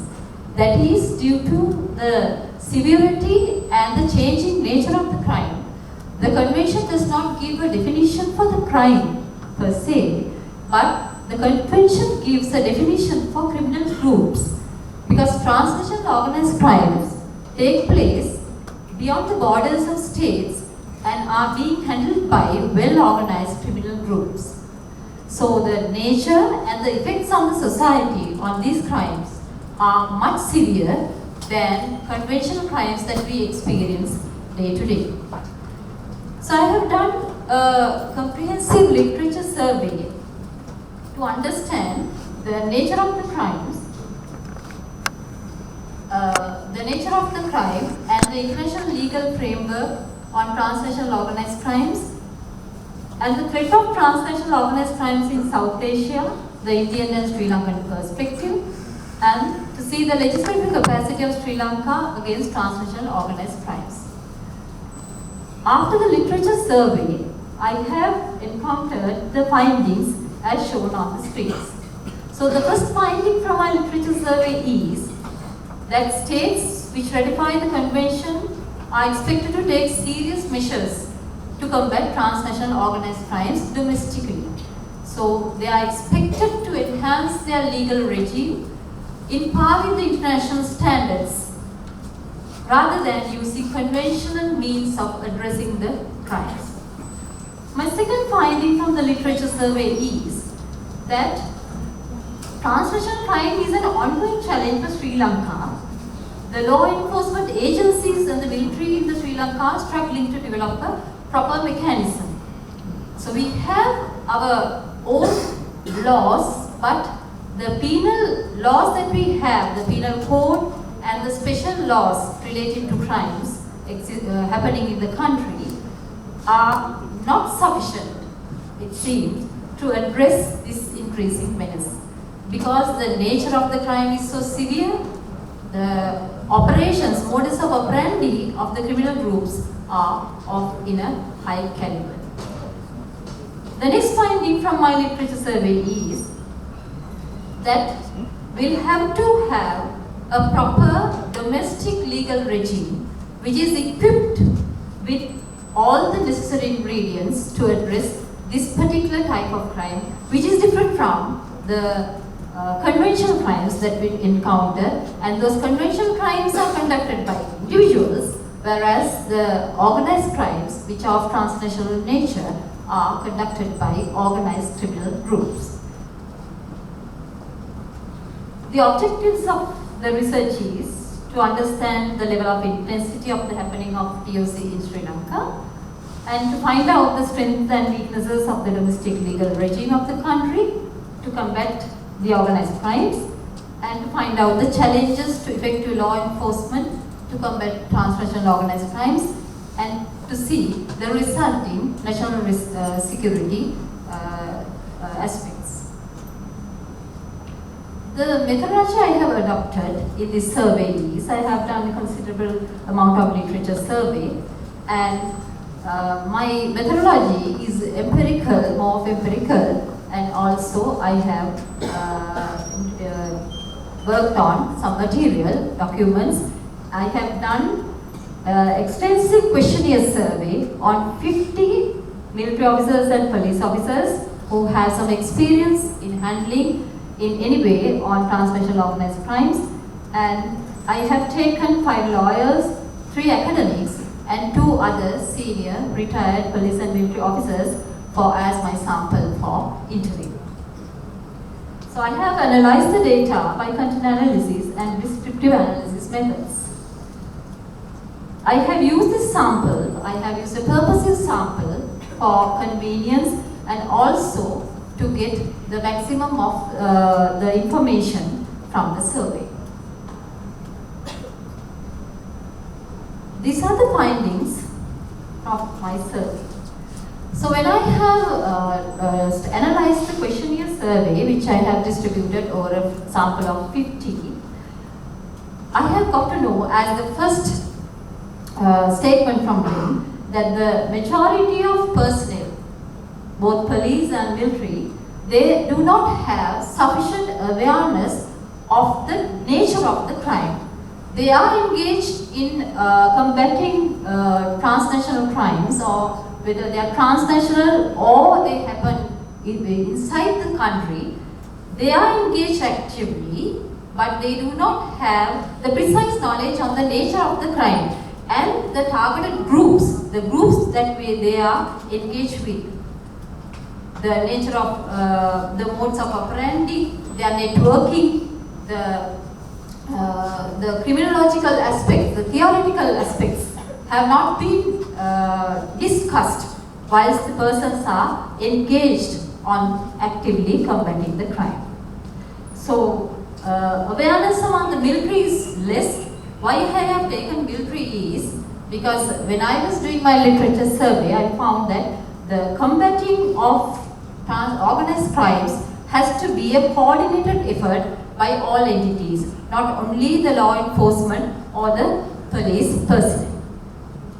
Because when it comes to tracing the organized criminals or organized criminal groups, the police alone cannot handle the tracing of the groups or other criminals. It has to be a coordinated effort because they need more of intelligence from the military as well as the police intelligence, as well as the informant-based information. The network, we should have a network of information from the society. And we take what are the most seriously happening or increasing crimes as of today. We have the survey has shown that drug trafficking, human smuggling, arms trafficking are identified as the most increasing organized in the country presently. So we can see the trend of crimes happening in the country by looking at the trend of gun-related murders we experience day to day, and the experience we get as of the increased alarming rate of increase in these crimes.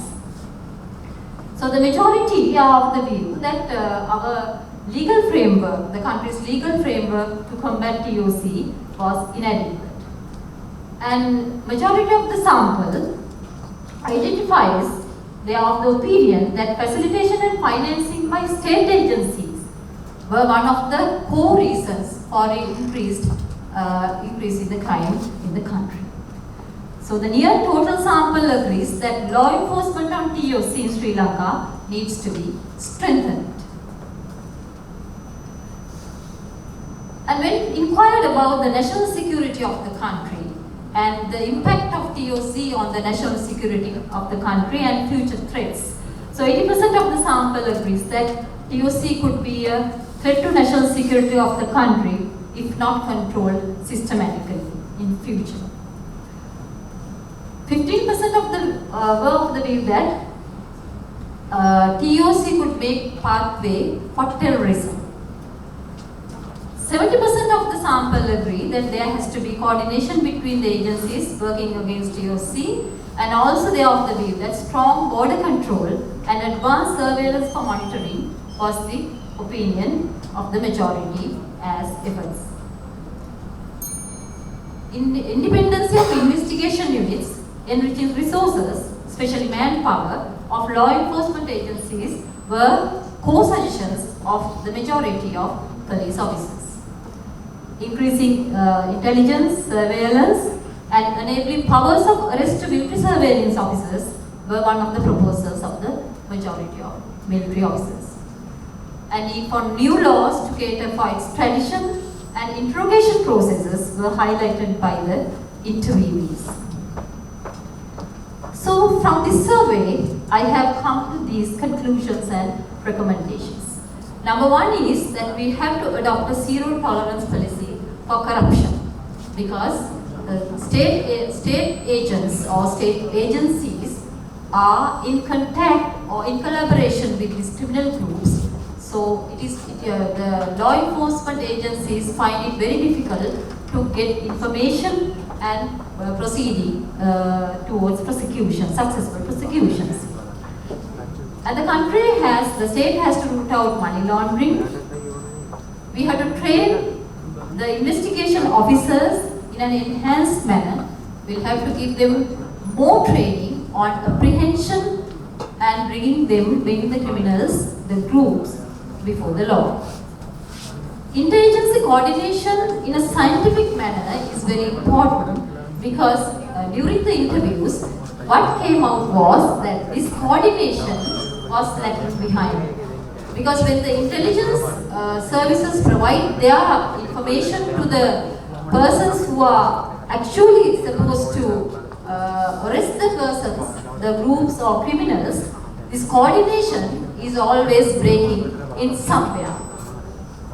One of the opinions was that there was corruption in between. So that means we need to enhance our training towards eliminating these difficulties as well. The new technology will have to be used for surveillance and interrogation and evidence taking. The need for a special court to try TOC with hearings using new technology also is a recommendation, because a serious crime delayed would be a denial of the justice. So most of these crimes are victimless crimes, or the victim could be the society at large. If you take the drug abuse, the victim would not come before the law and complain. So the victims are ongoing. They are not the complainants. It's the state who has the responsibility to find the culprits and bring them before the law. So if you take even arms control, the victims, of course, arms trafficking victims can be identified, but most of the victims, they do not come before the courts of law because of the fear. Because of the nature of the organized criminality, it is very difficult to bring witnesses before the courts of law. So we have to use new technologies, technological methods, maybe using in-camera proceedings where the victims or witnesses could not be revealed to the public. And finally, we need to have a strong legal regime with involvement of eminent academics in the fields of criminal law and criminology to review the existing laws and see whether we are in par with the international standards, and to improve the domestic legal framework on transnational organized crimes. Here are the references which I have made during my literature survey. I have come to the conclusion of my presentation. I'm ready for any questions from the audience.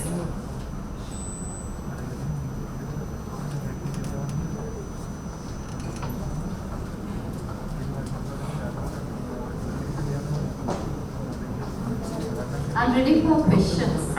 We take questions at the end of the session. Okay? Thank you very much. So the Conference Chair, Deputy Vice Chancellor,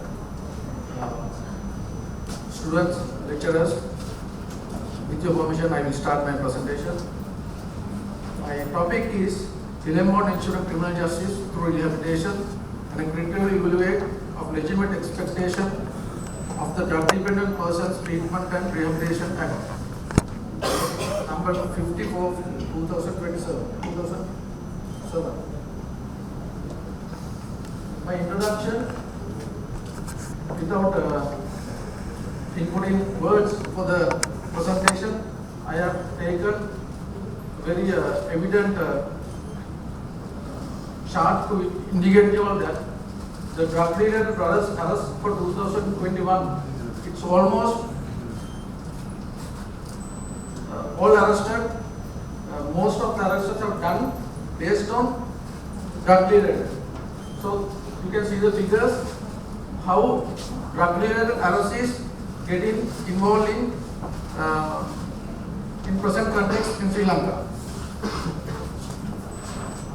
Next chart, it depicts the provincial wise arrests have been done. The person have been involved in drug-related drugs. So, ladies and gentlemen, for today, in today's context, most of the police officers here, they know that drug-related arrests have become, drug-related offences have become most serious issue in our criminal justice system. Drug-related and drug addiction impact to increase the crime rate of Sri Lanka, to reduce such negative impacts and ensure the criminal justice, two statutory authorities were introduced. Based on the theories of punishment, rehabilitation is considered as the most moderate factor to rehabilitate offenders and integrate to the society. The two statutory authorities were introduced. These are the two statutory authorities, Drug Dependent Person Act and POD Act. Specifically, my research paper is narrowed down to analyze the legitimate expectation of the Drug Dependence Act. So after the introduction, my objective is critically evaluate the practical implementation of legitimate expectation of the Treatment and Rehabilitation Act in real grounds. Methodology. I have done a desk-based research, comparative analysis. I have been attorney at law representing the Bureau of Rehabilitation, and with that experience, I have used the primary and secondary sources and my experience in court practice as a methodology. Analysis. From the preamble of that, it says that the treatment and rehabilitation, the intention of this act was to ensure the treatment of rehabilitation. But the problem is, this act is used to drug dealers, to combat drug traffickers, drug transportations and etc. This is a very huge issue when it's come to rehabilitation process. I will explain you in latter part of this negative impacts in latter part. And specifically, the second point is, drugs are not specifically mentioned in this act. The dangerous drugs are not specifically mentioned in this act. But anyway, in chapter, in interpretation of this act, it says that the dangerous drug what has been mentioned in chapter 218 is considered as the dangerous drug. But until for 15 years or 14 years, ice was not considered as a dangerous drug. So recently in 2023, ice was considered as a dangerous drug and dangerous drug in Sri Lanka. So with my practical experience, most of the defense attorneys take this position to defend their clients and say that ice is not a dangerous drug. So how we are going to convict this person? So I think the police officers know this issue in the courthouse. So until 15 years, that ICE was unable to legalize a dangerous drug, but however, in in 2003, nearly 1st of March or somewhere, the dangerous drug was, ice was considered as a dangerous drug. The next important factor is director of the rehabilitation center. Director of the rehabilitation center should be appointed by the minister with the recommendation of NDDCB. NDDCB means National Dangerous Drug Control Board, who have the sole authority to monitor, combat and do research on drug-related offences. But none of any rehabilitation centers in Sri Lanka were not governed or not monitored by qualified directors. So the other important thing is here, according to that, director have authority to release a person who have been given a judgment to the court, judgment by the court. Even that director have authority to send a recommendation to release this person. So that director should be a competent person in that field. So I think NDDC have given authority to function more than 50 rehabilitation centers in Sri Lanka, but those directors are not, personally I know that, I've been working with NDDCB, the directors are not qualified to the requirement of the act. The next point is, the medical officers and the health ministry should support to this rehabilitation process, because many people says that, people involved in this says that drug abuse is not an offense, crime. It is a mental disorder after they use to drugs. So there's a tendency that drug abusers are having tendency to take drugs. So it cannot be a crime. So the psychiatric should be involved in this process definitely. But I know the Kandakadu, where there is a capacity for 1,500 rehabilities, because there is no any single psychiatric is taking employed there. So these are the very pathetic conditions that had a state and other organizations should support to achieve the legitimate expectations of this act. The next point is, there is a very much important element called assessment panel. Assessment panel is included with less than 10%. The field of laws person having experience of knowledge in field of psychology, social problems and connected with drug dependence. So there's no any assessment panel is presently taking place in any rehabilitation center. So these things are very much important, because when you come to the courthouse, assessment panels are forward to the courts. I don't know how they've been evaluated, but anyway, assessment panels, qualified assessment panels are not in present context in rehabilitation process. Admitting drug dependence to the treatment center, there are two important methods that admit the drug dependence to the rehabilitation process. One is voluntary administration. So, if anybody is feeling that he has been addicted for the drugs, his parent or he can go for the center and say that I want to be rehabilitated. And they can enter for the rehabilitation center. The assessment panel should be, according to that, assessment panel should have assessment and give an order to rehabilitate. But in present context, these things are not practicing. Most of the practicing lawyers, attorneys bring affidavit with the person forward to the courts with the affidavit, and they are admitting the person for the courts, and through courts they will produce the prison and they are coming for the rehabilitation center. So in NDD's National Dangerous Drug Control Board, they have only 3 centers, capacity of 60.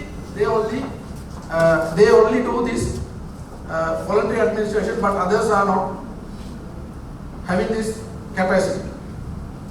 The second most important factor to admit the rehabilitated persons.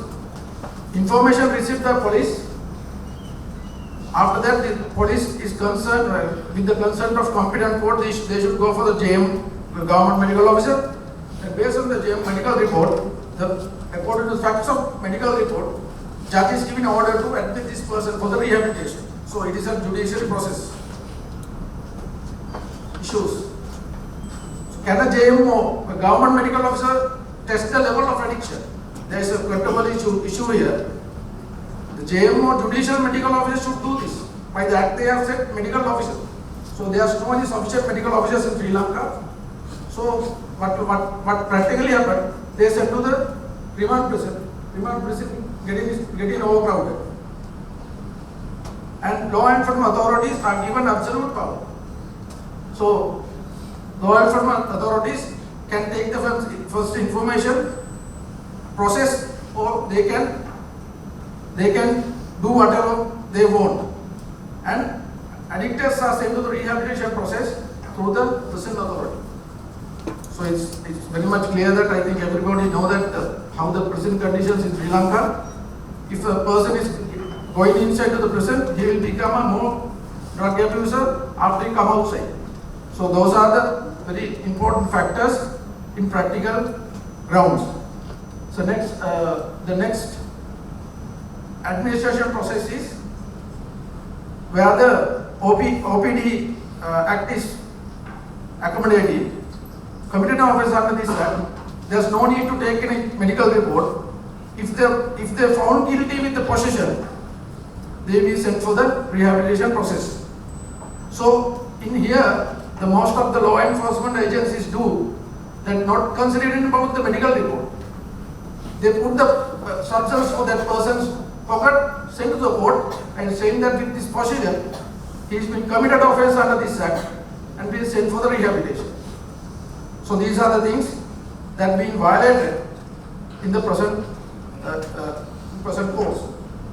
So issues on this factor that Interconnected POD Act and Rehabilitation Act contrast the objective of the rehabilitation purpose and no responsibility to produce addicts to jail. There is no need of medical report. People are sent for the rehabilitation process with their possession. Based on the possession, many suspects are produced for the courts without addiction, evidence grounds. Most of the defense counselors bring this point, that means the Act specifically says that the rehabilitation should be sent for the rehabilitation based on the medical report. What will happen in the high courts? Most of the appeals are getting done under this exception, and many of defense counselors say that my client was caught with the possession, but you all have not produced a medical evidence to prove that. So that is where most of the drug addicts are getting away from the rehabilitation process. Dependents sent to the rehabilitation through process, what I said previously. So end of my presentation is clear that there is issue on ensuring criminal justice through rehabilitation.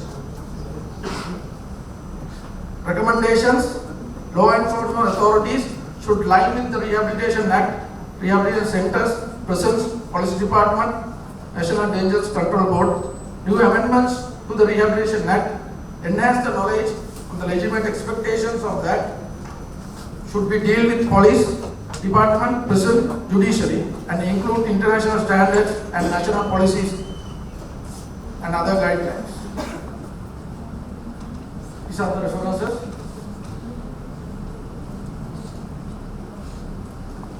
So with your permission, I have a small video. I will drag it. I will show you for 2 minutes.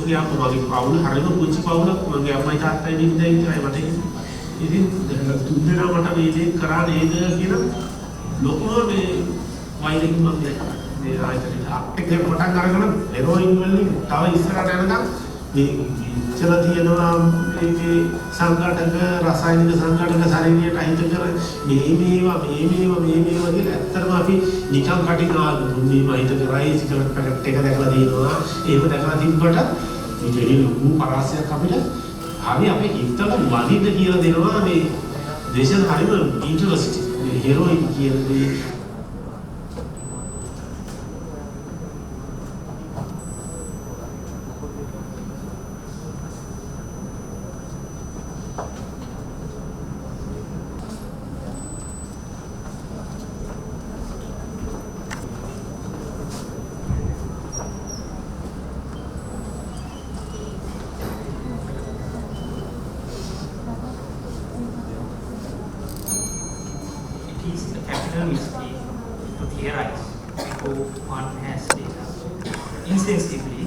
one begins to twist facts to suit theories rather than theories to suit facts.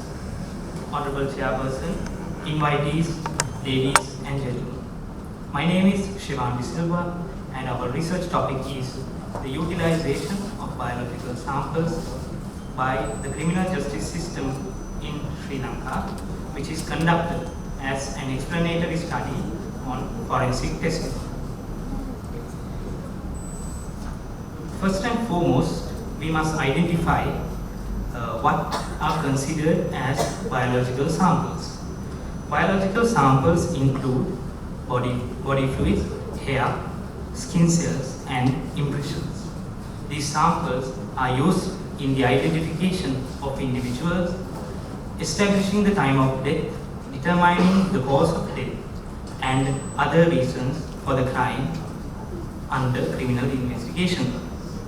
This is done through several methods of distinguishing with the help of experts.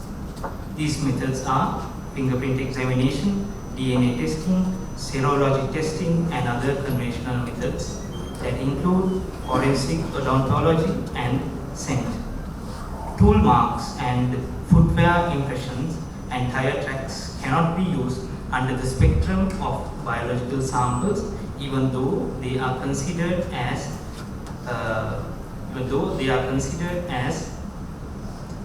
conventional methods. When we move to our research methodology, our research is conducted as a qualitative research based on primary sources and secondary sources that are directed towards the utilization of biological samples through criminal investigation that can be identified under the spectrum of criminal justice system. Moving to the part of facts and findings, we must firstly talk about fingerprint examination. Fingerprints are unique signature that we leave behind with each contact on the surface. The two underlying premises of fingerprint examination are uniqueness and persistence. From birth to death, fingerprints remain essentially unchanged, and therefore it is used in the identification of offenders, tracking their previous arrests, convictions, criminal tendencies, and other useful information. However, for this to be a success, there must be a rigid and vast collection of fingerprints archive in Sri Lanka. Secondly, when we consider DNA, it is a genetic fingerprint that is not visible to the naked eye but unique to each person. This is a commonly used technique in criminal investigation and is similar to fingerprint examination, where there must be two or more samples to be compared in order to find a connection between the sample that were found in the crime scene. Moreover, this process of collection, analysis, and comparison must be done with caution because there must be contamination or illegal interference by the third party. Thirdly, when we look into serology analysis. It is very much similar to DNA analysis. However, serology refers to screening of evidence of bodily fluids. This analysis includes sexual assault kits, victims' clothing, bedding, and sometimes suspects' clothing. Blood evidence for homicide, aggravated assault, and burglaries is screened through serological testing in order to create discrimination using the ABO system and research system. And finally, under the conventional methods, the writer firstly referred to forensic dentistry, which is equipped with dental records and bite marks. Teeth have the ability to resist decomposition and tolerate extreme thermal variations. Therefore, it is most helpful in many ways. For example, determining the age of a corpse or human remains. The scent also plays a vital role in Sri Lankan police investigation, where police canines or police dogs can be trained to follow the unique scent of humans, trail the scent and lead those in charge of it to a particular person.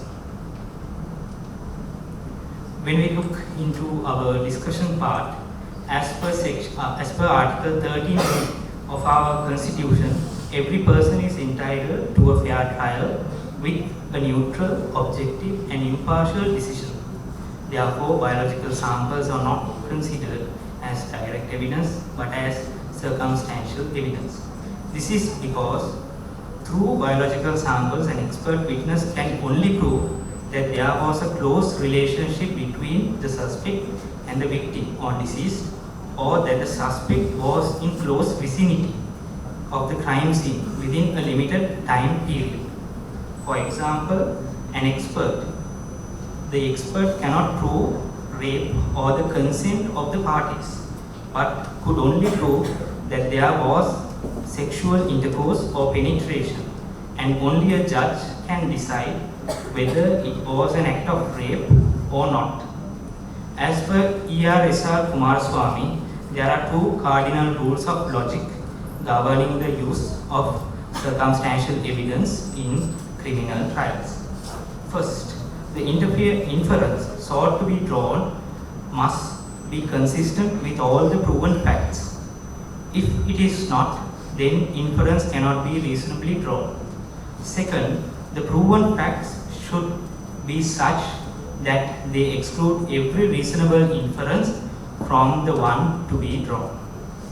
The police play a vital role in the investigation, and as per section 122 and 123 of Code of Criminal Procedure Act, the officer in charge of the relevant police jurisdiction can legally authorize to obtain fingerprints and any other evidence with or without the consent of the parties.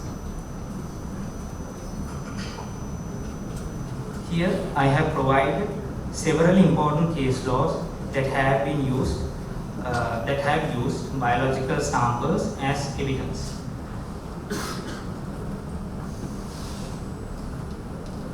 In conclusion, biological samples have the potential to be a valuable resource for a criminal investigation, to preserve justice, and to develop with growing trends of crime in Sri Lanka. Several recommendations are provided through analyzing the usage of biological samples. A centralized repository or a database of biological samples, standardized procedure for collecting, storing, and transporting biological samples without any contamination, field guide, and new and proper tools in the process of utilization, ethical guidelines for the use of biological samples. The researchers believe that there is more potential to develop in the field of utilization of biological samples in Sri Lanka that could be reached with careful planning and implementation. With this, I conclude my presentation. Thank you. Okay, thank you very much for the presentation on biological samples. So we move on to the next one. Now. Good afternoon, co-chair and participants. Today, my topic is applicability of postpartum psychosis as a defense under criminal law of Sri Lanka.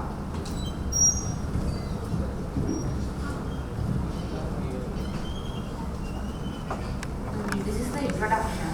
Postpartum psychosis is a disorder triggered after the giving birth to a child by mothers. It means this is a disorder suffering from new mothers. Then this disorder affects the postpartum women. Approximately 1 out of 1,000 births in the world. This disorder can be developed in the women who are suffering from birth and exist for a shorter period of time. And when postpartum women suffer from this disorder, they are suffering very mentally unstable position and they are very seriously disturbed. Then what does it mean by postpartum psychosis? Postpartum psychosis has 3 phases. First one is baby blues, second one is postpartum depression, and the third one is postpartum psychosis. Baby blues means the least severe form of postpartum psychosis. Then the postpartum depression means the moderate form of postpartum psychosis. Under postpartum depression, mood swing of the mothers could be seen. And the most severe form is postpartum psychosis. It is called as the actual medical psychiatric emergency because it shows delirium, hallucination and mania symptoms among the mother. In that period, it means if any woman suffering from postpartum psychosis, then she may have killed herself or her infant. It means she has a criminal liability. It means she has a criminal mind to commit a crime. Then this is the background of the research. By American Psychiatric Association has explained the postpartum psychosis as a brief psychotic disorder because it exists for a shorter period of time and there are some symptoms, there are some positive symptoms such as delusions, hallucination, disorganized speeches, and symptoms may last only for 1 day to a very short period of time. Then the studies revealed that the prevalence of postpartum psychosis is estimated for 18% worldwide. Then with regard to the developing countries, it is around 19.8%, and with regard to the Sri Lankan context, 27%. It means moderately high with compared to the world population.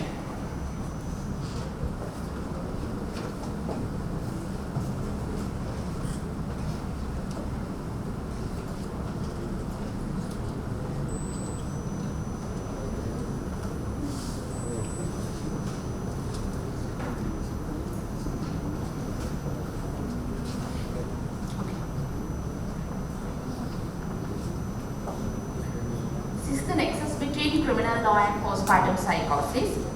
Postpartum psychosis is a disorder is considered as an illness among postpartum women who have shown mentally unstable.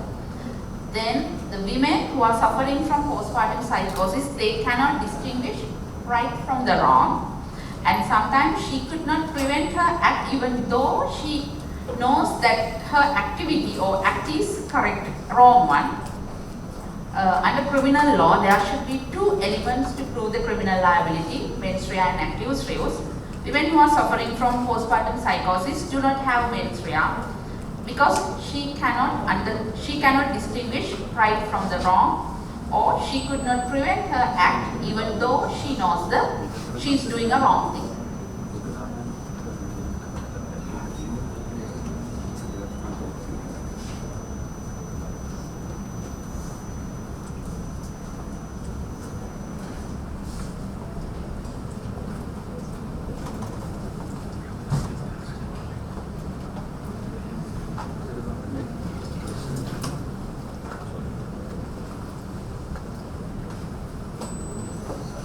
Statement of problem. with regard to Sri Lankan criminal justice system, it does not procure sufficient room to apply a defense to perpetrators suffering from postpartum psychosis to exonerate from their criminal liability. Then these are the research questions. Whether the Sri Lankan criminal justice system has a specific defense to apply for postpartum psychosis. Are there any specific laws or criminal defenses to address postpartum psychosis in foreign jurisdictions such as UK, India and USA? What are the most appropriate defense for postpartum psychosis in Sri Lanka? Then these are the objectives. Main objective is to propose a defense to apply for postpartum psychosis in Sri Lankan criminal justice system.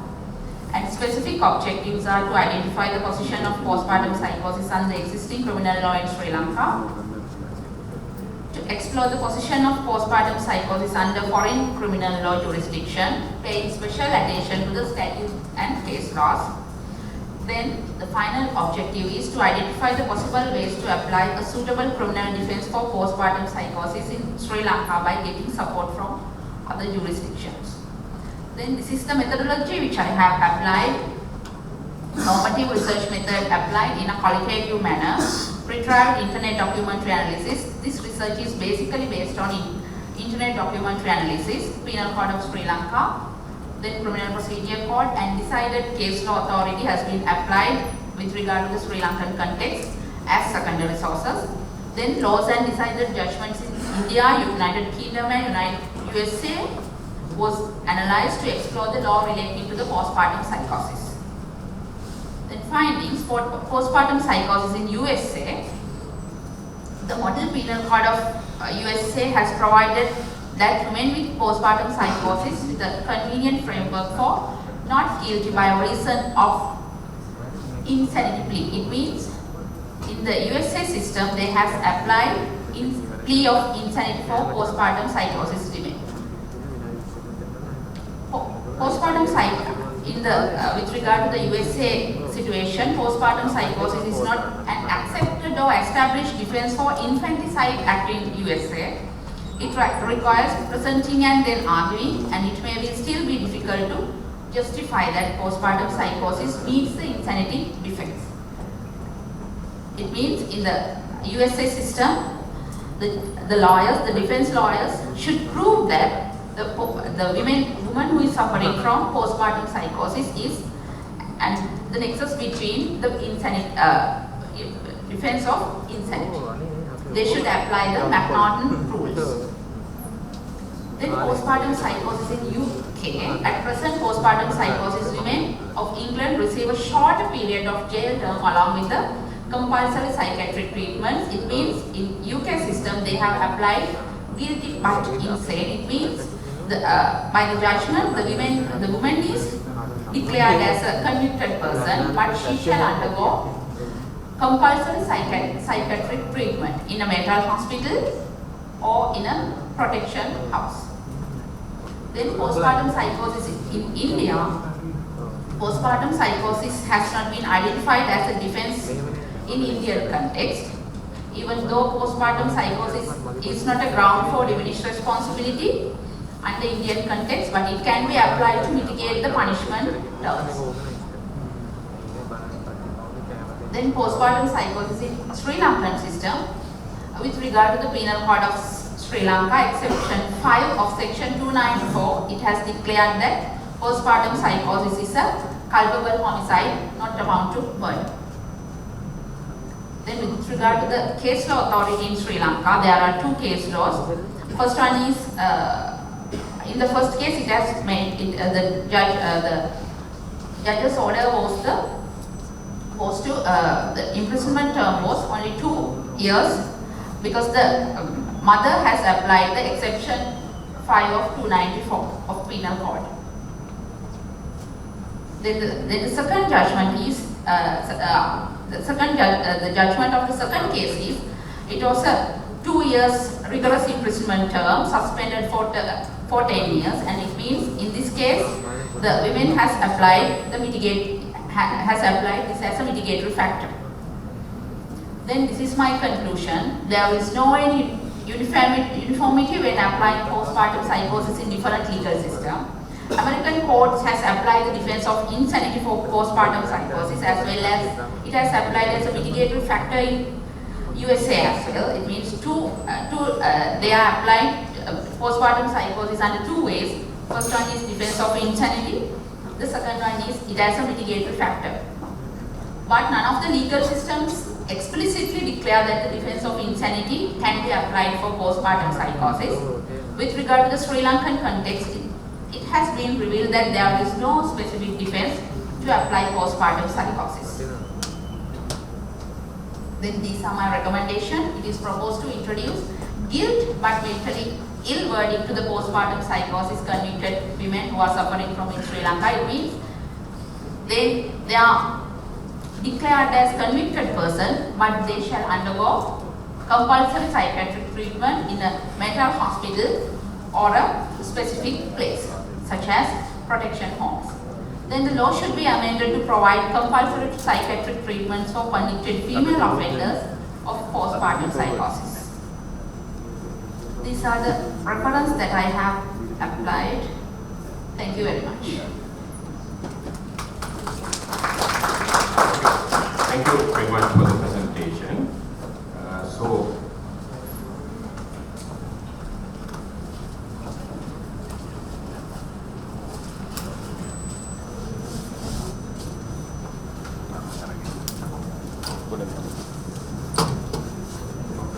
we will have a lunch interval and thereafter continue the same session.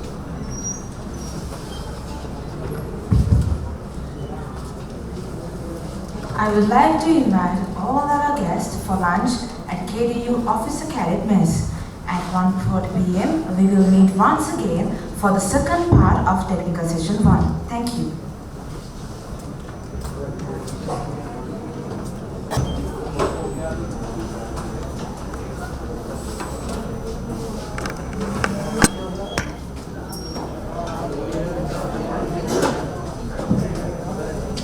Good afternoon and welcome back. Now we are going to commence the second part of the Technical Session 1 of Faculty of Criminal Justice. I would like to invite the chair of the Technical Session to commence the second part of the session. Thank you.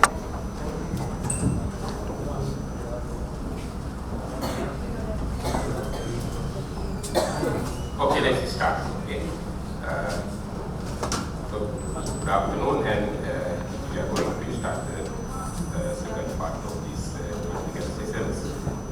The first presenter is RPNHR Rajapaksha. The paper is on power and its effects on sex-related crimes. So I already invite to present the paper. You have 10 minutes for the presentation. All the questions and answers will be taken at the end of all the papers.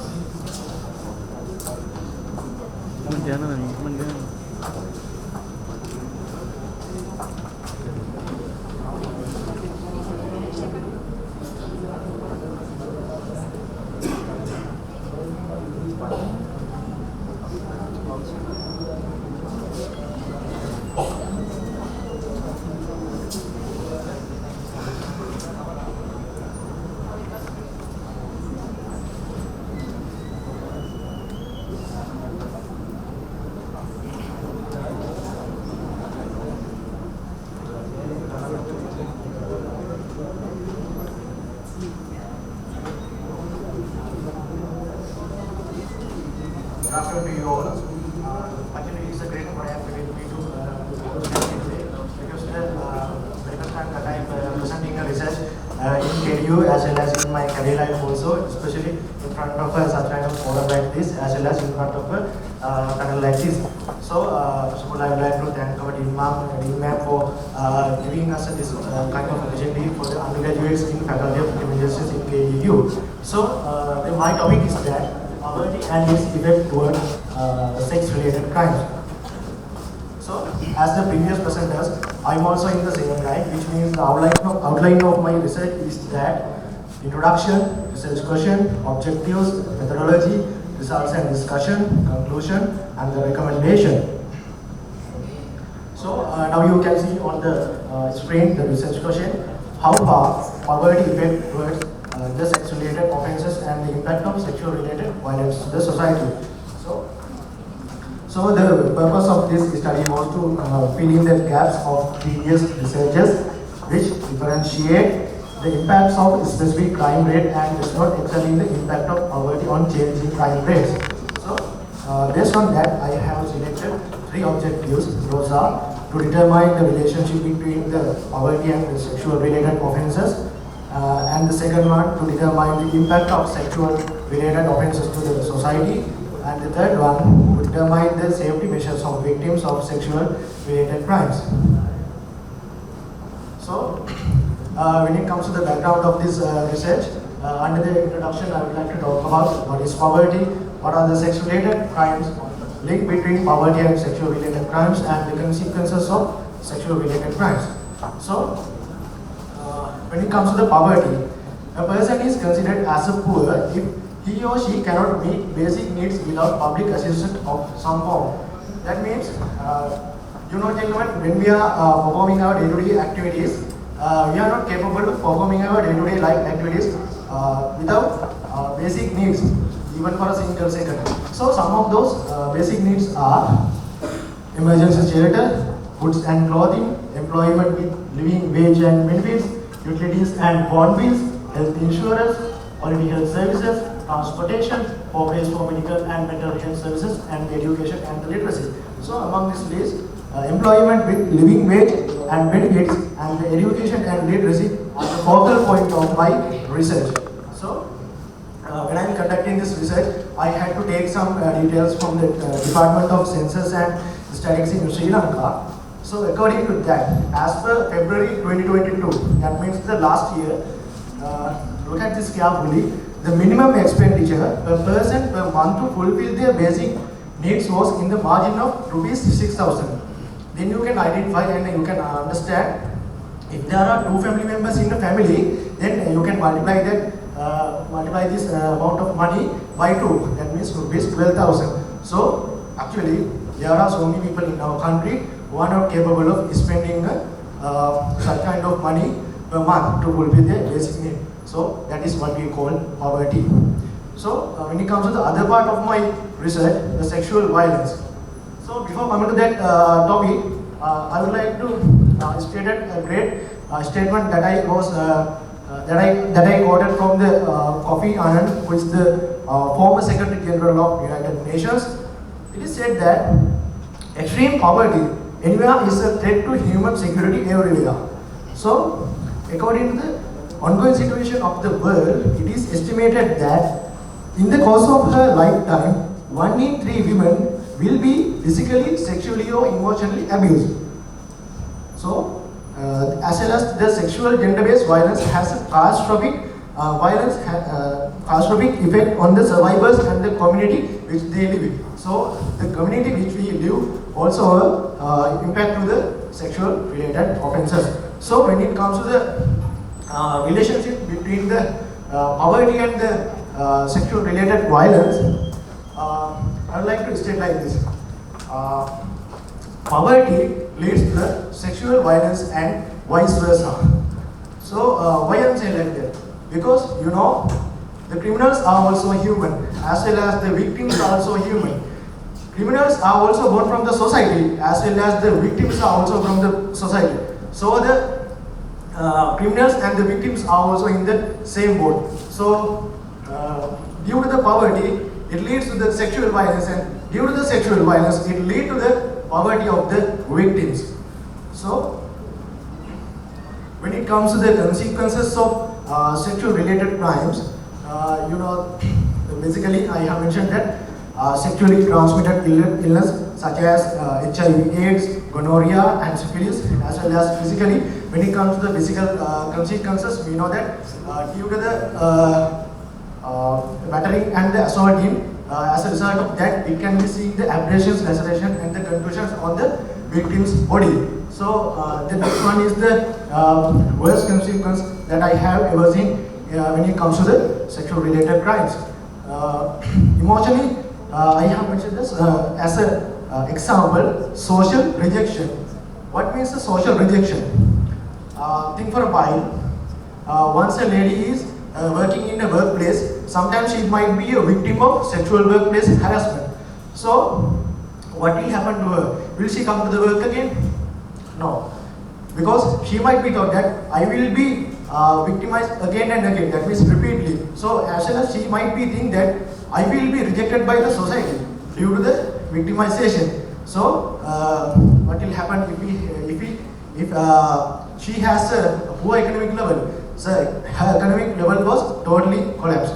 That means sexually related violence also leads to the poverty of the victims also, as well as the unpregnant pregnancies are also there.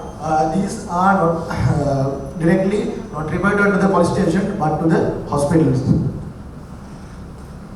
When it comes to the methodology part of my research, I was capable of gathering data by as primary data and the secondary data. Through conduct interviews and discussions, I was capable of gathering primary data, and through studies both from a selected police station, I was capable of gathering secondary data. So now you can see the map of study area of my research. I have selected Ingria police station as the map of study area of my research. Why I selected that police area? Because when I was working as a inspecting officer with regard to the COVID-19 pandemic, I came to know that there are so many people who are in this living area, they are living in the slums. So the most of the people are being victimized due to the poverty. So this is consisted with 27 GN divisions, Brahmildari divisions. So when it comes to the population, 70% of 70% of people are Sinhalese and other 30% are Tamils. So when it comes to the occupation of these, the major one, the occupation of this population, most probably they are working as tea pluckers who are working in the ingredient tea plantation, as well as the other parts, they are working as carpenters as well as the laborers. So when it comes to their nutrition level, that also in a very low level due to the poverty.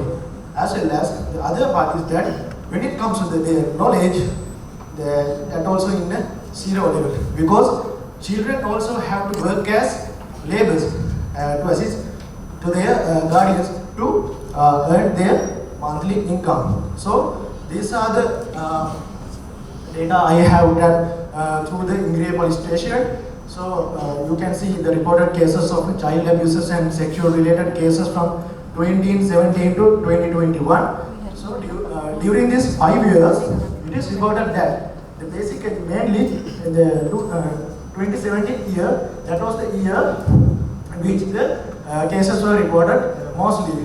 So as the cases, as the offences, I came to know that rape, sexual abduction, kidnapping, sexual abuse and the domestic violence are mostly reported to the Ingria police station. As well as you can see that gradually it is decreasing, the total, gradually it is decreasing year by year. Why? Because of there were so many unhidden cases. Though we think that this is the real data, no, there are so many unhidden cases that were not reported to the police station but was reported to the hospitals also. So when it comes to the results and discussion session, finding this of research established that most of the time sexual abduction and you can see here sexual abduction and the sexual abuse was the most reported cases which is reported to the Ingria police station. This police I came to know that the 3 Brahmildari divisions, especially Raigamvath, Purana and the Gokarella Brahmildari divisions, which are located in Ingria police area, those are the most vulnerable area that I came to know when I am conducting my research. So the people who are in this area in a high poverty level. So there were slums located above this mentioned these areas. According to the situation of the world, you know that we are suffering with the high rate of inflammation. As the other country, Sri Lanka also, we are suffering with the high inflammation rate of inflammation. So, as previously I said, these are not the real data, but there were so many unhidden cases. The reason is that when I go through the reason, they are having a lack of legal awareness about the being victimized. So for that, in the conclusion part, it can be seen that determined that there is a close relationship between the poverty and the sexual relationship, as well as most of the victims are under 14 years and 16 years old. So as the recommendations, I will give conducting sexual education programs in focusing school children and people who live in rural areas, as well as conducting job fairs in community divisions to avoid the unemployment, as well as make aware of birth control illnesses. This is a special thing that I want to emphasize, that when I interview with some victims, I ask that, do you know about the family birth control methods and the family planning? They said that, no sir, I don't know, what is that? So I was surprised that. So actually, I suggest that the physical health instruction should visit their home, and physically they should be given the instructions, as well as the other parties, the legal background of sexual related crimes. They are not aware about the legal background of sexual related crimes. They don't know what to do next. What will happen is, if I be victimized of a crime, where should I complain? Because those are the people who are in poverty. The people who are in poverty, they don't have education, they don't have sexual education, as well as they don't know about the legal awareness by being victimized. So these are the differences that I used to use. If there are any questions, then you can ask. Okay, thank you, Mr. Rajapaksha. We'll take the question.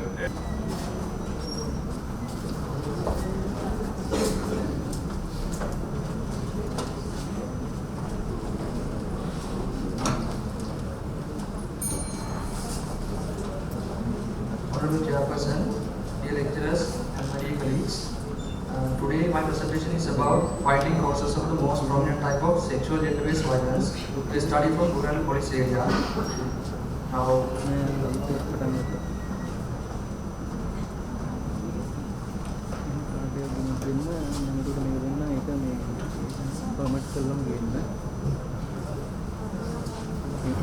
outline of my presentation is, first I will discuss about the introduction, then research problem, research objectives, methodology, results and discussion, conclusion, recommendations, and then the references. Thank you. First of all, let me explain to you about what is sexual gender-based violence means. Sexual gender-based violence refers to a form of violence that is directed towards someone against his or her will based on their sex or gender. This can be physical, mental, emotional, psychological or sexual. In UN Convention on the Elimination of All Forms of Discrimination Against Women, sexual gender-based violence has been defined as, I quote, sexual gender-based violence refers to acts that inflict physical, mental or sexual harm or suffering, threats of such acts, coercion and other deprivation of liberty, whether occurring in public or in private life based on one's gender and or sexuality. It includes sexual harassment, domestic violence and intimate partner violence amongst other practices. So mainly this type of violence is targeted towards vulnerable group of a society, and higher fraction of it being violence initiated by men towards women and children. When we pay our attention to Sri Lankan context, as Sri Lanka is still identified as a patriarchal society, women are often prone to be victimized by the males, but it is not the only factor that affects the victimization of women. So this study has focused on finding those other factors that affect the victimization of sexual gender-based violence. In Sri Lanka, the most common sexual gender-based violence offences are recognized as rape, grave sexual abuse, sexual harassment, domestic violence and incest. Now my research question is, what are the causes of most prominent type of sexual gender-based violence in the local limits of Gokarella police? And and my objectives are to determine the most prominent type of sexual gender-based violence in the Gokarella police area. Next objective is to determine the vulnerable groups of the sexual gender-based violence in Gokarella police area, and finally to determine the causes of most prominent type of sexual gender-based violence in Gokarella police area. And let me move on to the methodological part. My research area is local limits belong to Gokarella police area. Population is victimized person of the sexual gender-based violence cases reported to Gokarella police station. And my sample is all the victims of the reported rape, grave sexual harassment, sexual harassment, incest and domestic violence cases in the Gokarella police area that was reported from 2017 to 2021. And I collected data through secondary sources such as statistical reports sent to the division office by Gokarella police area. And also I collected data from the first informations of those cases. And to analyze data, I utilized quantitative methods to identify the most prominent type of sexual gender-based violence in this area, and qualitative methods to determine the causes of such cases. And when conducting this research, there were a few limitations. Those are less opportunity to interview the victims themselves to take a proper idea about the causes due to time limitation. And the one is the less opportunity to interview the investigating officers of the cases due to their workload. And now let me move on to the results and discussion part. First, I have categorized sexual gender-based violence cases into 4 types, such as rape, grave sexual harassment and domestic violence. Throughout 2017 to 2021, there were 88 total cases that have been reported to the Gokarella police station. And there were 1 case in each year of 2017, 2018 and 2019. And you can see there is an increase in 2022 and 2021. But surprisingly, the grave sexual harassment cases haven't been reported to this police station. And in next category is sexual harassment. You can see these numbers are really dominant in this category. Those are in 2017 it has shown 12 cases. In 2018 there were 15 reported cases. In 2019 it's 17. In 2020 it's 19. And again in 2021 there is a little bit of a decrease in the reported cases. This is actually due to the impact of the COVID-19 and people were compelled to stay at their houses. So the opportunity to commit crimes are decreased thereupon. And on the other hand, you can see there was these domestic violence cases have been started to show up on 2020 and 2021 because people were compelled to stay at houses. So my first objective of the research was to identify the most prominent type of sexual gender-based violence in the area. And from this table you can see sexual harassment is the most prominent type of SGBV case reported in this area. So again, from total 88 cases, 78 of those cases were regarding sexual harassment. And again, I have divided those sexual harassment cases into 2 types, such as from the location of their commission, as indoors and outdoors. I have considered indoor places as houses and workplaces, and outdoor places as public transport, public parks and roadsides. So here also you can see the higher fraction of the cases have been committed in outdoors. Again, those outdoor cases were categorized to their precise location of commission as during transport and other places. Out of those 60 cases, 48 of them have been committed during the transport. And again, these 48 during transport cases have been divided by the type of victim. And I have identified government employees and school children are more prone to getting victimized by STV cases in this area. So my second objective was to identify who are the most vulnerable groups of STV in this area. So government employees and school children are the most vulnerable groups in this area to be victimized by STV. So as discussed in the tables, a total of 88 sexual gender-based violence cases were reported, and all of them were against female. and 78 of those are regarding sexual harassment. According to those statistics, I have identified sexual harassment as the most prominent type of SDV case. Out of that 78 cases,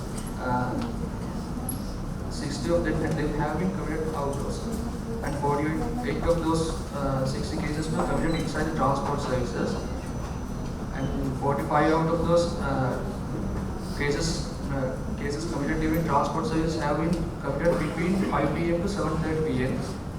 So, out of the total 88 SDVB cases, in 45 instances the victims were alone, and in 20 instances it has happened through social media. So, after thorough analysis of this burst information and facts of the burst information, I have identified that lack of personal security, male dominance and unsafe social media practices have led to these reported sexual harassment cases. So in summary, the results have shown that 86% of the reported SDV cases take the form of the sexual harassment, and 77% of those sexual harassment cases have been committed outdoors. Further, 80% of those outdoor cases were committed in transport services, and finally 71% of the victims of SDVB occurred inside the buses of government workers. So through those first information received by the Gokarella police area, I have analyzed each and every case, and I have found that the causes of those SDVB cases as lack of personal security, bad social media practice and male dominance. Now, according to the results of my study, I have made some recommendations to be implemented. I have made 4 recommendations. First one is to deploy necessary amount of police officers near the 3 large-scale government factories in the area during 4 p.m. to 8 p.m. There are 3 large-scale governments in the jurisdiction belong to Royal Police area. All of those cases have been reported around those 3 government factories. The Indian perspective was if the Indian community is willing to go back to the India, they will be accepted. However, during the period of Srima Shastri pact period, 300,000 Indian Tamils were granted the citizenship in Sri Lanka. However, 525,000 were repatriated again back to the India. The condition of the repatriated Indian was worse than the Sri Lankan Indian Tamil community for the moment. The worst scenario was occurred during the period of Tamil Eelam War. It has been escalated during the period of 1983, most probably into the its peak level. During that period, until the 2019 and today, the Malaya Tamil viewers are suffering for several reasons.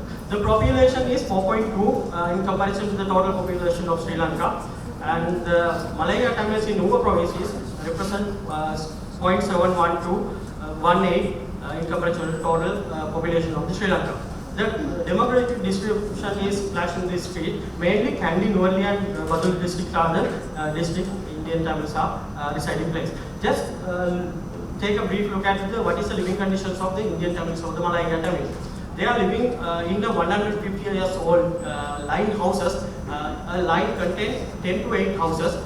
The space of a house is 8 by 8 foot. And 8 to 10 people are living in the same home, and also no drinking water, no electricity. Still some parts they have don't appropriate road conditions or mobility.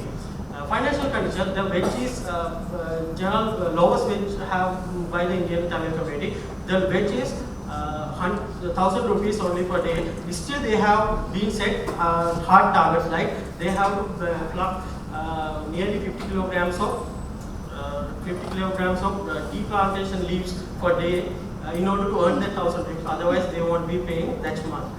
Due to these economical reasons, the education sector has been collapsed in the Malaya Tamil community. More school dropouts have been reported because the parents cannot be offered a major background to education for the children. These are some of the pictures of the living houses of the Malaya Tamil community.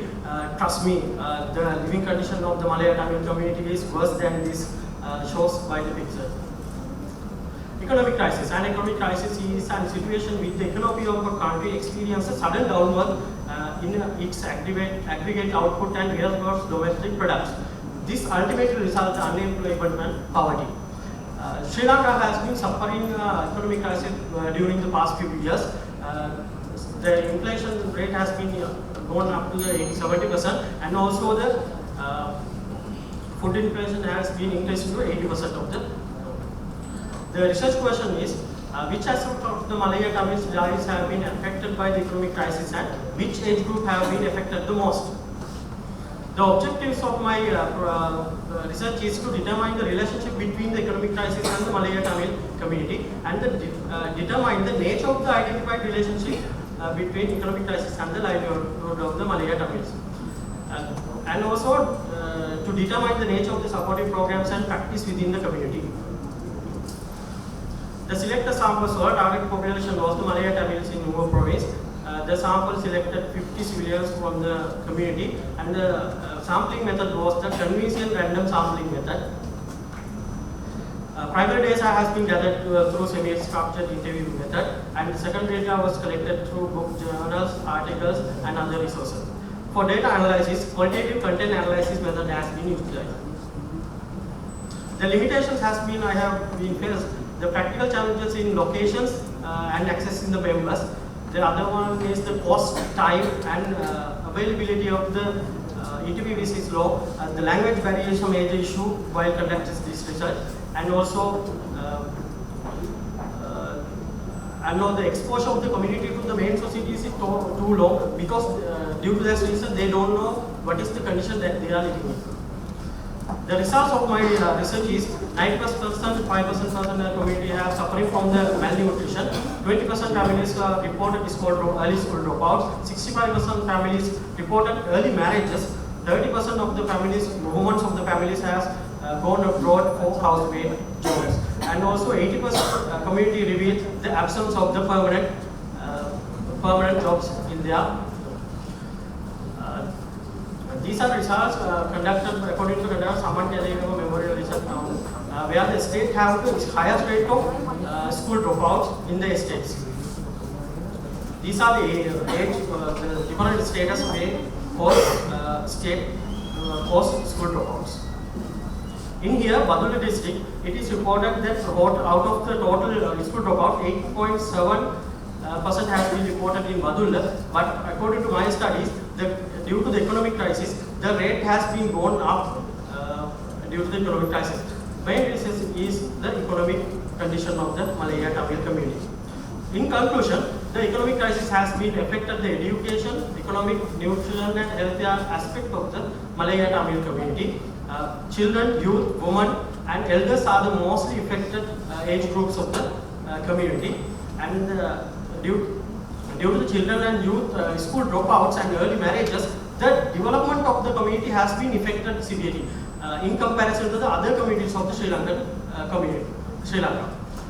And also due to the women, 30% of the women have left the country for seeking new jobs, and also youth are leaving the community in seeking new jobs and economy. So therefore the tea plantation sector is in a deep trouble and a deep risk, because it is directly affecting one of the main economic import-export economy of Sri Lanka, the tea plantation economy. And finally, this already discriminated Malaya Tamil community can be recognized as one of the mostly affected community in Sri Lanka due to the present economic crisis. In recommendation, further research has to be conducted on the livelihood of the Malaya Tamil community, because due to lack of information, we cannot come to conclusion and we cannot provide answers.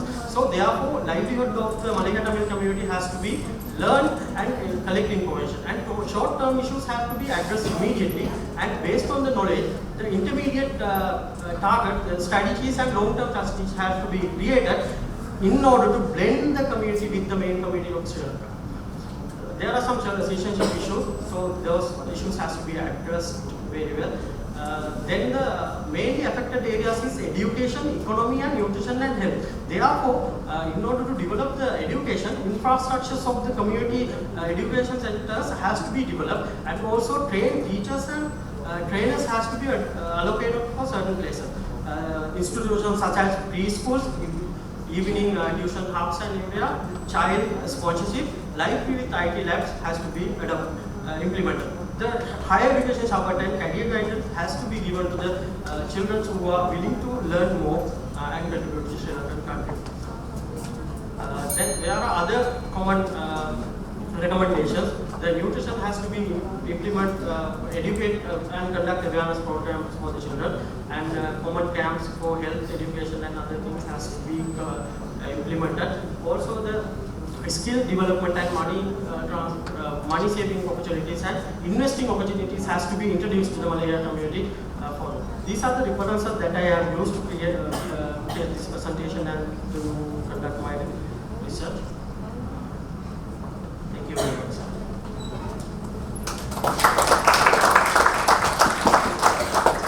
Okay, thank you for that presentation,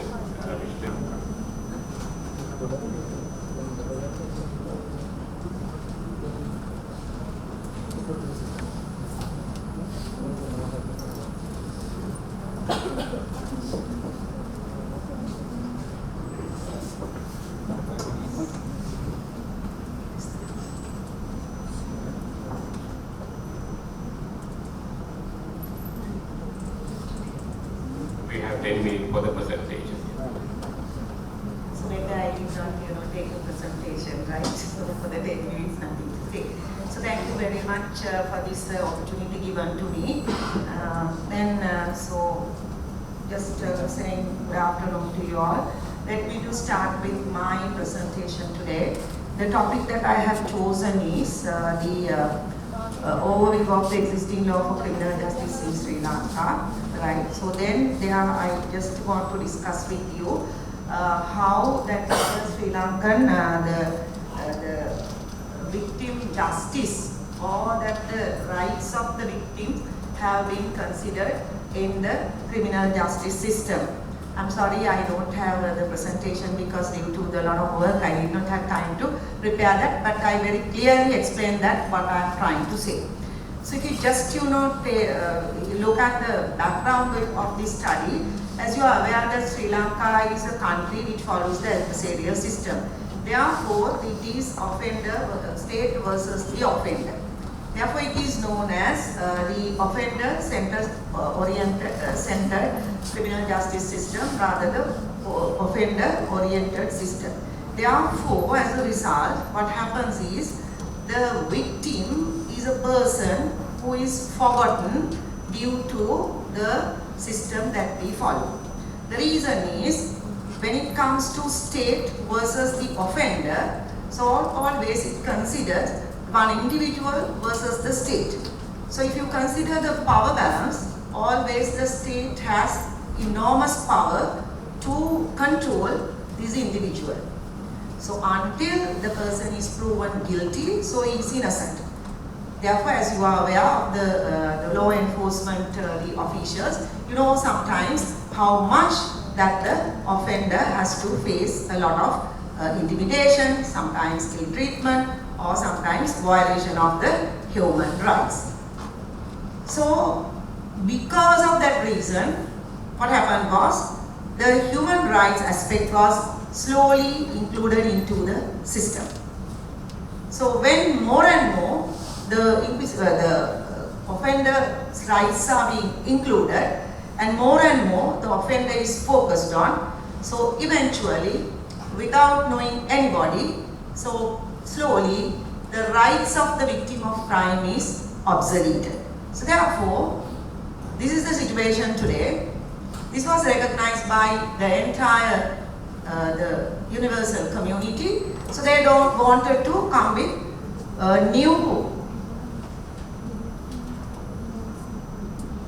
concept as well as a mechanism to protect the rights of the victim. Ideal students and the chairperson and the discussant who is at the head table, today this is known as victim justice. So victim justice, it's a very famous talk on the town today. Therefore we feel that because when a crime is committed, basically though we say that it's a violation of the rights of the general public and the state, but the victim is the first person who faced that problem. Therefore, forgetting the victim, there cannot be any justice. Therefore, today, everyone has very clearly understood that the victim justice should be protected. It is not merely send the person to jail. It is today known as and recognized repair the harm done. We call it reparation. So in this background, I want to look at that, what is the situation in Sri Lanka. Therefore, there are three objectives in my the presentation. The first one, to examine whether the law for victim justice in Sri Lanka is aligned with the international standards. That's number one. And it is aligned with the research question, that is there any gap between international standards and the victim justice law in Sri Lanka. The second one, to compare the other developed laws with regard to the victim justice and to see that what is the difference between Sri Lanka and other selected jurisdictions. I have selected two jurisdictions since the time constraint. I don't have time to explain that, but remember, these are the most two developed jurisdictions as far as the victim justice is concerned. Number three, to investigate the victim justice law. Specifically, I focus on Protection of the Victims of Crime and Witnesses Act number 4 of 2015, whether we have adequate law provisions to reach the ultimate goal of victim justice. Now, the research methodology, if I very quickly say that, it's a doctrinal, and I followed only the case law as well as the statutes, international conventions, and the local statutes. So when it comes to limitations, I fully focus on the 4 parts of the declaration which I mentioned a little while ago, that is adopted in 1985. So then, based on that, I have taken to find out what are the lacunas that are existing in our law. So first of all, let me to take you through that. The first one, the definition. When it comes to the definition, we don't have any other law with regard to the victim protection. That is the only law. Therefore, then section 46 refers to the victim. So when it comes to that definition, it is included primary and secondary victim. If you go through that very carefully, you can find it out. It says that any person who is significant to the primary victim. So I hope that you can understand the meaning of significance. Sometimes anyone can be significant to anyone. But here, when this type of the phrases are included into the law, what would happen? So many other different law can be violated, and there will be a contradiction between different other laws. One example, Marriage and Divorce Act, right? That is one example. So therefore, I hope that you understand that. Because in marriage, we consider only the marriage under Marriage Registration Act. So then significance people can be that, even the adjoining house, right? So then there is a question arose in that. So then this is number one. So therefore, and we are not aligned with the international standards as well as the other two developed jurisdictions. I'm telling that, there was two issues were there with this significance, right? So in the question and answer session, if anyone wants, I can just, to reply that. So when it comes to the second part is access to justice and fair treatment. There it is focused only on the rights of the victim. So if I ask you to go through section 3, right, which says that the rights of the victim, and compare that of with section 4 as well as section 28. So if you go through that, you can see that how these three are contradictory. So contradiction among all these three. When it comes to participation, when it comes to reparation, when it comes to compensation, you can see the big contradiction. I will take only one, that is when it comes to the rights of the victim. If you say right, many of our lawyers and we are in the criminal justice system, right cannot be violated in an ad hoc manner. Right means rights. You have to respect that. So if you give a right on one hand, on the other hand, if you give the power to the judiciary to consider the discretionary power, so you can't give the secure the rights of the people. So if you, I once again invite you to go through please section 3, 4 and compare that up with section 28. So therefore I see that again the international standards, the two jurisdictions I compare that, they are not compatible to each other. The third one, I have another 2 points, then I finish that. The third point is restitution and compensation. My dear students, with regard to the compensation, I hope that you all have gone through that, the compensation, that is section 17 of the Criminal Procedure Code. So in addition to that, today we have section 28 of the Victim Protection Act. So if you go through that, first you can see that the first contradiction. And the second contradiction, you may see that section 3 of the same act and section 28. So if you, 1 minute only.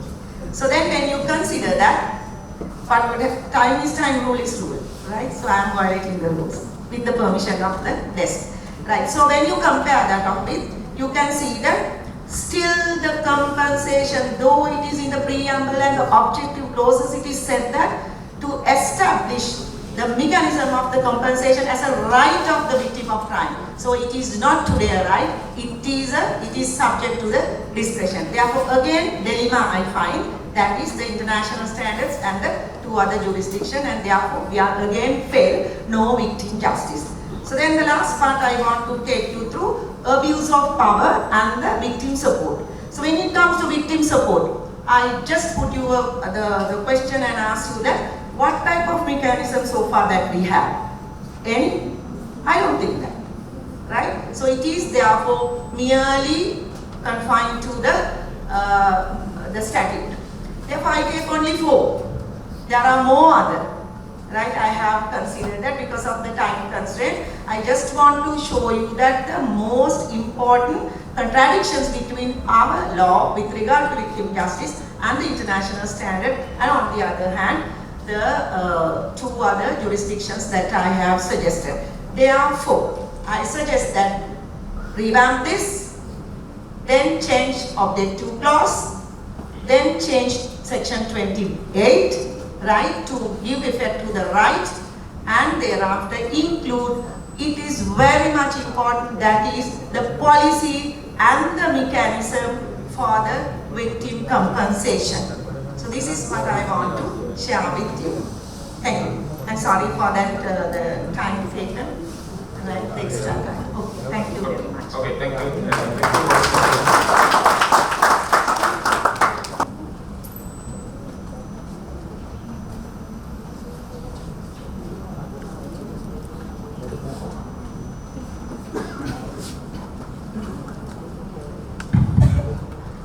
Good evening, Chair, judges, distinguished guests, fellow researchers, and participants. My topic is on unraveling murder mysteries, role of forensic analysis techniques in Sri Lanka. Today, I delve into the heart of the criminal justice system in Sri Lanka and explore the indispensable role played by forensic analysis techniques in solving murder cases. I will examine methods such as DNA analysis, fingerprint analysis, ballistics analysis, and toxicological analysis, which form the backbone of the investigations in this context. In this presentation, I will not only highlight their significance, but also address the challenges and opportunities related to their adoption within Sri Lanka's criminal justice system. To kick the things off, let's understand the methodology I have employed for this study. For my research, I began with comprehensive literature review, diving with academic sources such as journals, books, articles, research papers. I have complemented this with qualitative approach which involved unstructured interviews with key stakeholders. Moving forward,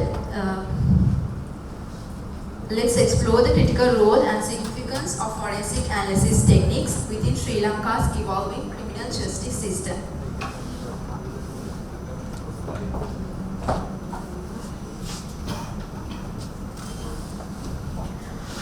Forensic analysis techniques have ushered ushered in advancement, introducing cutting-edge tool and the latest technology. These tools enhance investigation analysis and case resolution. They include DNA analysis, advancement fingerprint softwares, digital forensics, high-tech ballistics equipments, and biometric identification systems.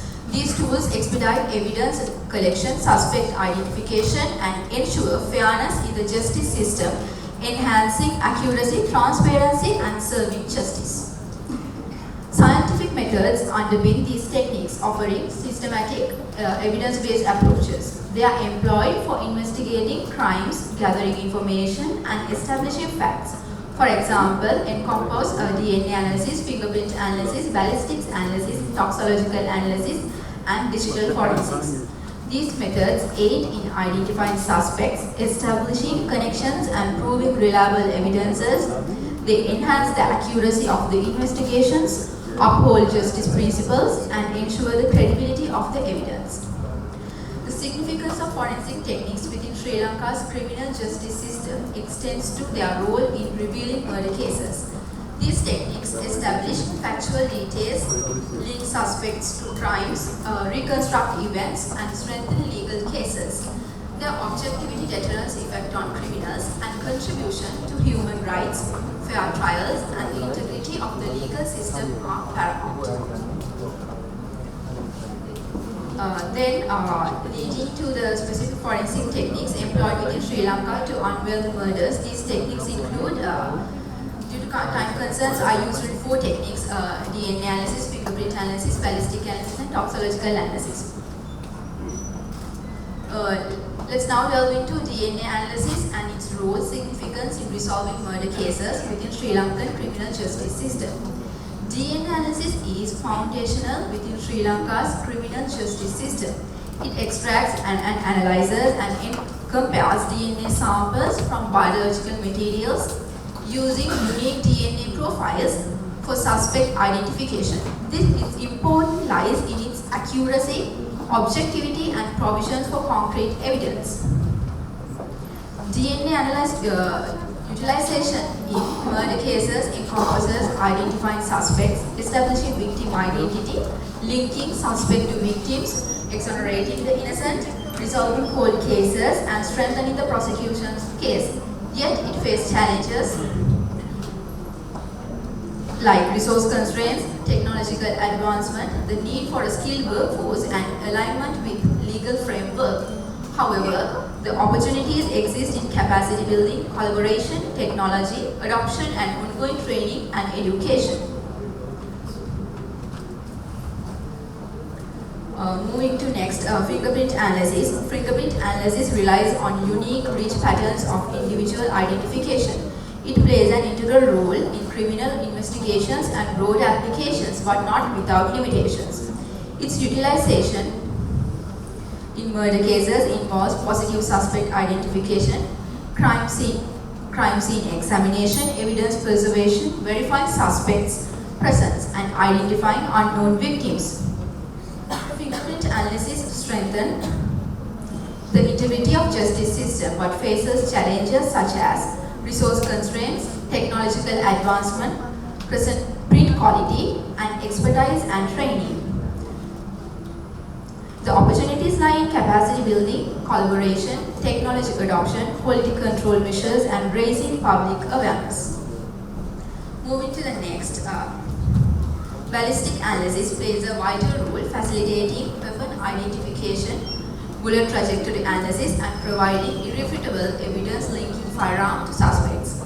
Its utilization in murder cases is crucial as it identifies the firearms, reconstruct the crime scenes, links weapon to suspects, and prevent wrongful convictions. The technique ensures fairness, objectivity, and justice, but face challenges such as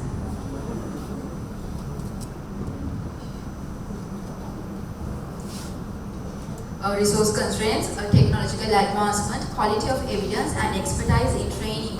The opportunities available are present in capacity building, collaboration, technology adoption, quality control measures, and raising public awareness. Then moving to the toxicological analysis in murder cases. This This is vital within Sri Lanka's criminal justice system, referring to Kularatna murder case, Sathasiva murder case, Matthew Piri's murder case, determining the cause of death and identifying the toxic substances. It utilizes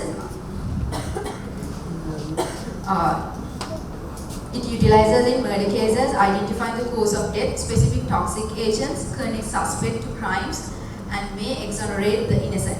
Challenges including resource constraints, case backlogs, the lack of specialized training, complex cases, legal and ethical issues.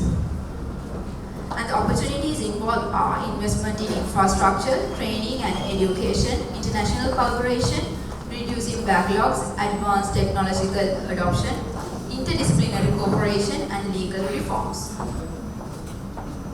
Now I have delved into these techniques and let's discuss some critical recommendations to enhance Sri Lanka's criminal justice system in murder cases.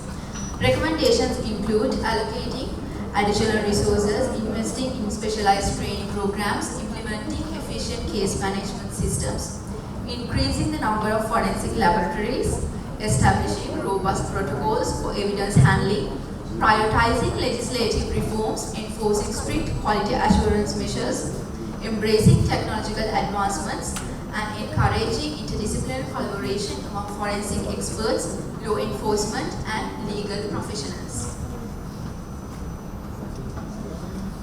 In my research, it undergoes the pivotal role of forensic analysis techniques in identifying murder criminals within Sri Lanka's justice system.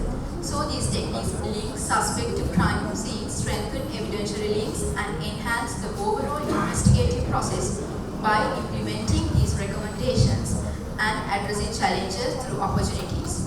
Sri Lanka can significantly improve its ability to deliver justice in murder cases and other serious crimes. Thank you.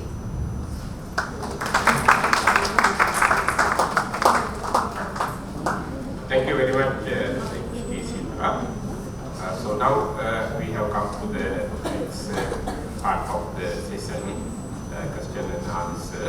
So I would like to invite the forum to raise your questions with reference to the papers presented in the morning as well as after the lunch. Now it is up to you.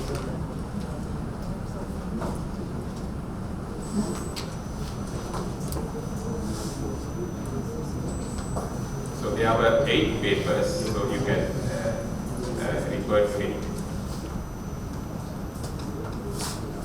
Yeah. Let's go one by one. Let's do justice to all participants.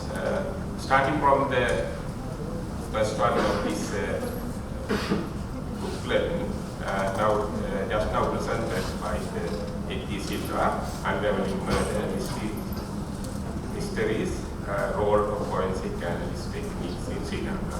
Any question you can raise?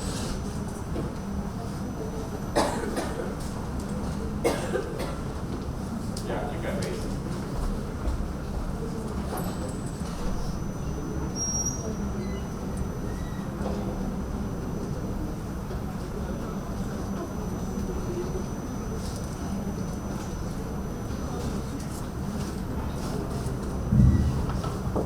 I have one question. You mentioned that specifically in the Sathasiva case, something related to the toxic. According to my knowledge, actually Sathasiva case was, madam, there was no clear judgment. Can you explain, madam, findings where you find it may be very important for attorneys, practicing lawyers like us? What I referred is in Sathasivam case, stain in the murdered Sathasivam's wife, nitrous was considered to be the sperms of the servant of the house.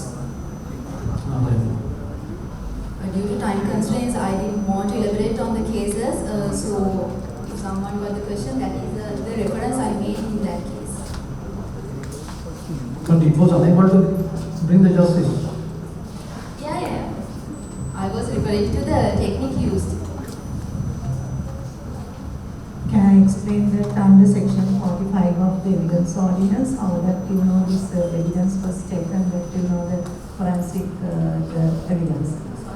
The forensic evidence that you have referred, that the sperm, that of the nitrous, how that was analyzed by the expert person who was brought from the UK, right? How that you can analyze that in section 45 of the evidence ordinance. If you have gone through the case, you can answer that, but it is not necessary. You are not the law person, right? All right, so then fine. Yes, I need an answer. For this case, actually, I didn't went through the case studies thoroughly, to be honest.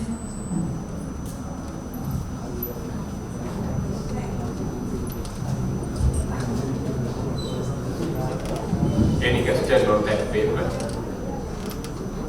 If you are not having any question, can we move on to the next one? The next paper was on the utilization of biological samples by the criminal justice system in Sri Lanka and the explanatory study on the forensic testing presented by S.D. Silva, Wickramasinghe and Fernando are the others.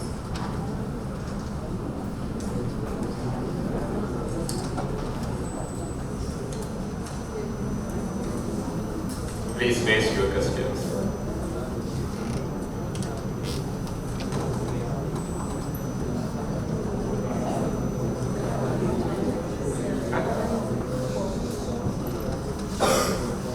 Topic, yeah, again, I'm repeating. The utilization of biological samples by the criminal justice system in Sri Lanka. Biological samples. Going in the same.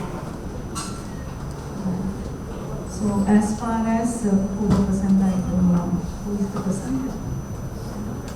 Okay. S.D. Silva.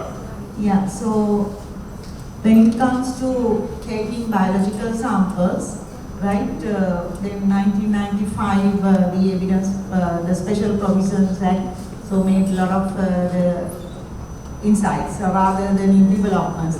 I just want to find out with you whether you have done any research on that in your paper, right?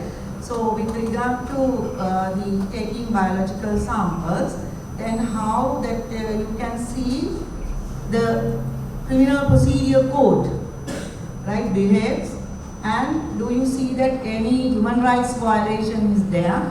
If it is the case, do you suggest anything to minimize or that to eradicate so that this violation of human rights? So I am referring to the investigation part of the criminal procedure code. Thank you. Okay, thank you very much for that. I think a good comment on that. So what I have got to say about that paper, actually the paper contains a good explanation, but need to align the research study that may present some important findings. Okay. Moving on to the next presented by D.C. Kathriarachchi, the title, An Analysis of the Existing Legal Regime and Law Enforcement Mechanism of Transnational Organized Crime in Sri Lanka and National Security Implications. Kathriarachchi presented the paper. You can raise any comment on that.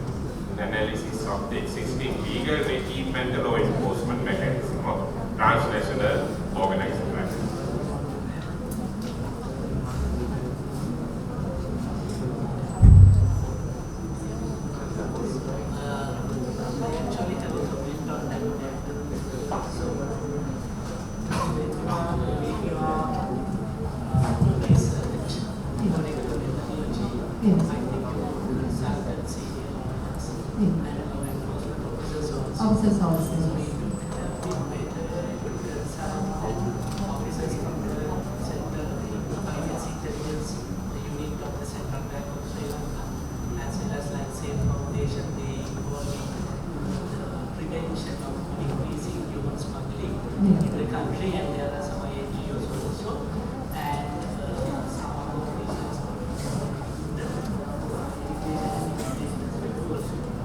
interviewed one senior academic who had done a PhD in human smuggling also.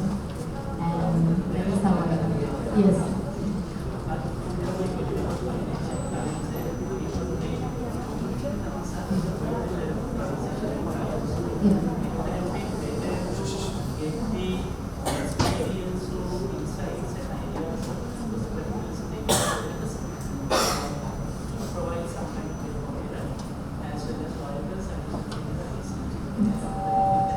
Thank you.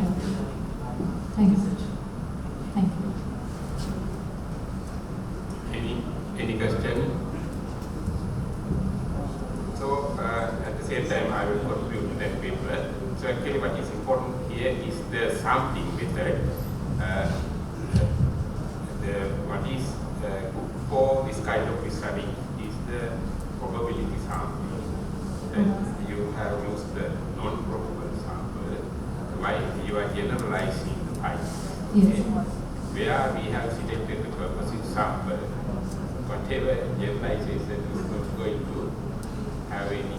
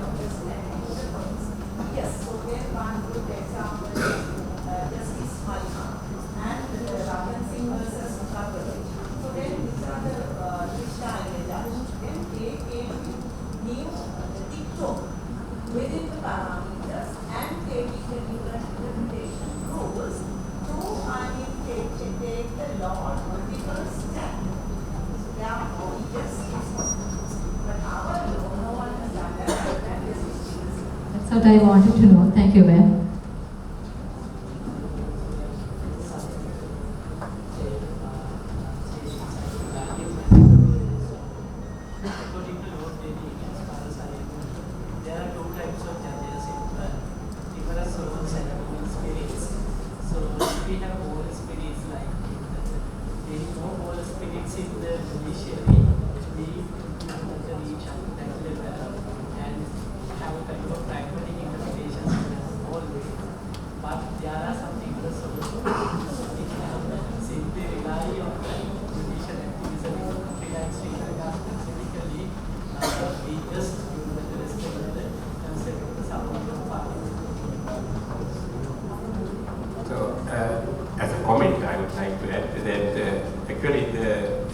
Important question raised by Madam in this paper, that the victim justice actually this is the particular problem of our adversarial criminal justice system.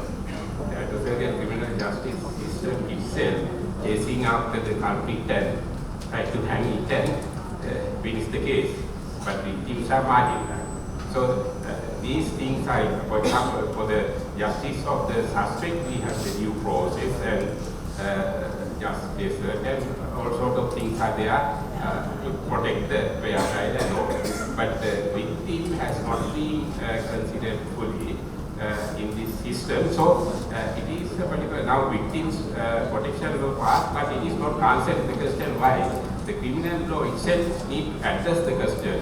Criminal law need to be amended to address all sort of cost of crime.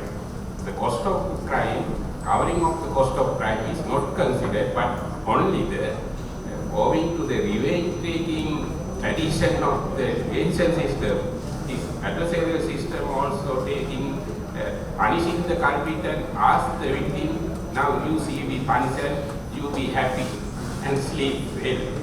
You won't get nothing more than that. So that is the big problem of the existing system. So we have to start from the beginning. Criminal law itself needs to be amended so that all sort of costs be included in the basic law, unless this type of victim protection, those are not going to answer. These are just, even contradictions were there. That cannot be implemented where the contradictions are there. When one section is implemented, the other is going against that. Correctly raised by Madam Silva. So these are the issues. We are making laws, maybe because of the international committee or something, but they are not meaningful in the implementation. Lawyers are arguing in the court of law and the victim get nothing at the end. So that's the problem, the contribution. Moving to the next paper, presented by Wijayath, again the dilemma of murderous mothers, exploring the liability of postpartum psychosis as a criminal defense within the legal framework of Sri Lanka. Now you can raise questions.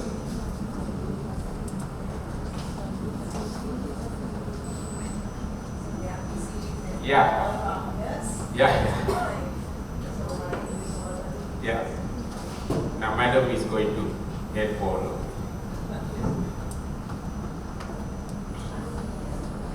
Yeah. This is very important issue. Yeah.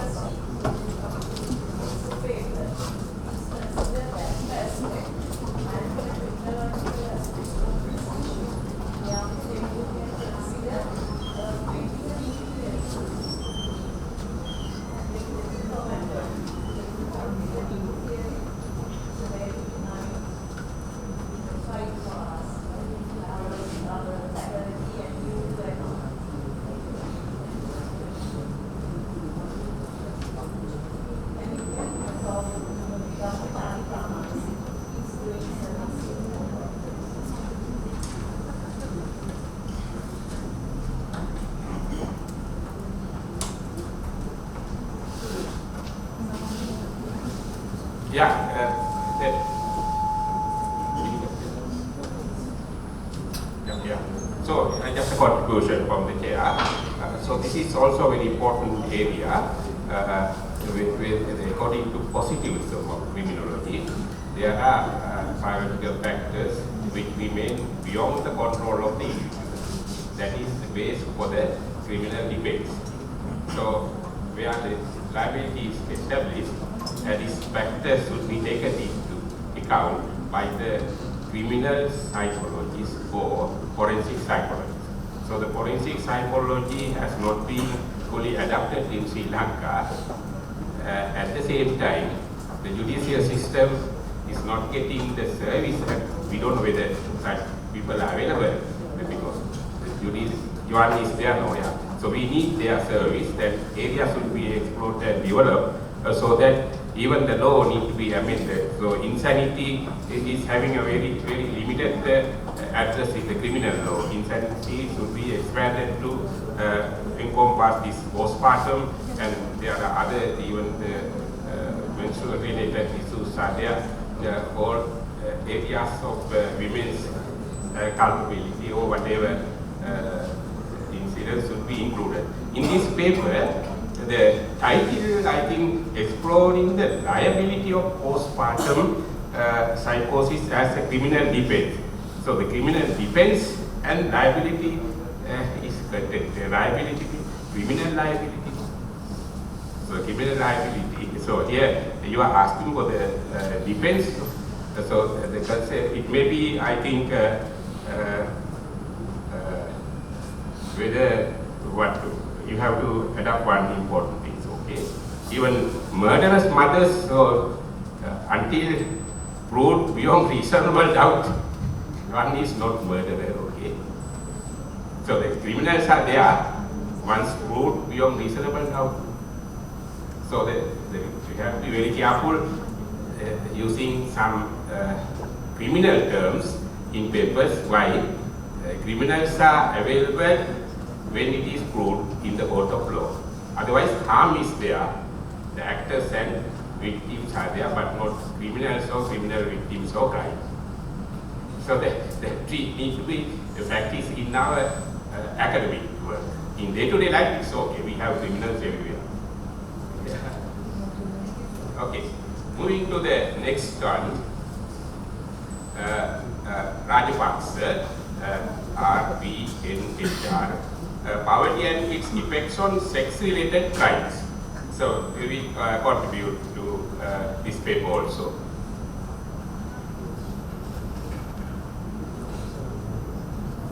So we invite the board to raise a question. Poverty and the sex-related crime.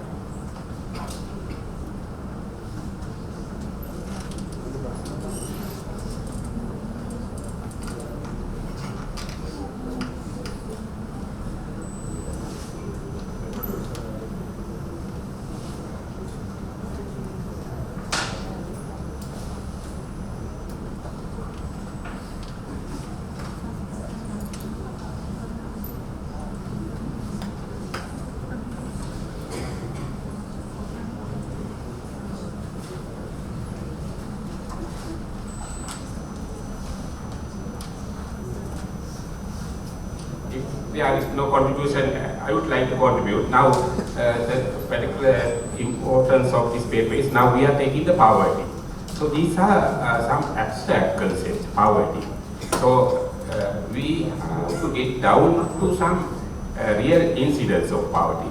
The income or whatever measurable things should be taken into account. Thereby, we have to identify a particular group of people. Now, this paper, as I remember, take the community as a poor community simply because of the fact this is a slum area or there are poor people. We cannot say that there is a relationship between poverty and crime. So there we have to establish the correlation, finding variables to indicate the poverty, finding variables to indicate the sex-related criminality. So this is good. This is good experience of presentation in international conference, but we have to learn the lesson. In the next paper, we are going to a precise analysis of correlations. Okay? What is most important is all these crime is an abstract concept. Nobody can conduct research on crime. It must be brought down to the concrete level, murder, rape, whatever, identifiable crime. You can conduct crime, stand for all. So that one type of crime, then it is concrete, murder. sex-related crime is also abstract. Need to refer to this type of crime or these types of crime. So such a precise correlations are required in a research paper. It is the lesson, your contribution, effort, everything is appreciated. Okay. Now moving to the next one, it was not presented.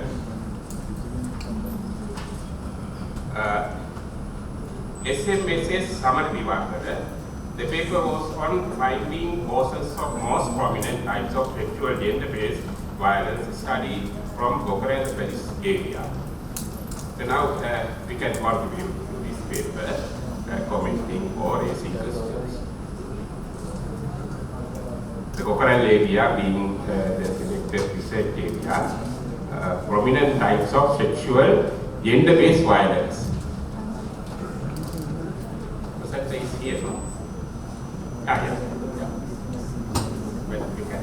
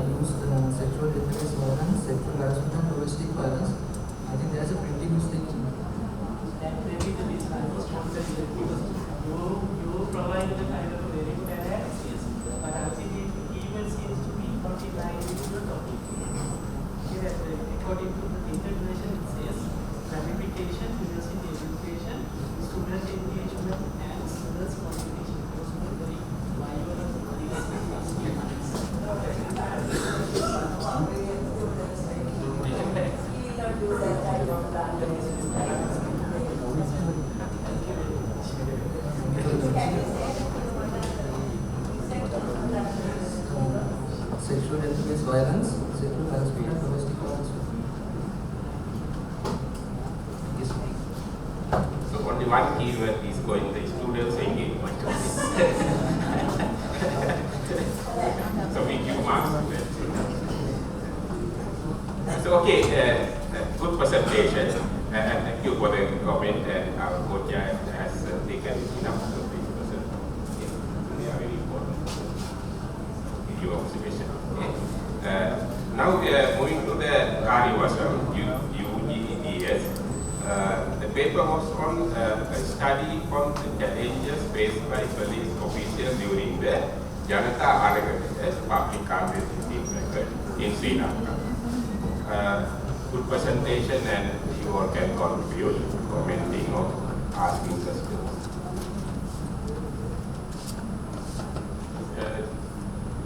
The challenges faced by police officials in the Janata Aragata.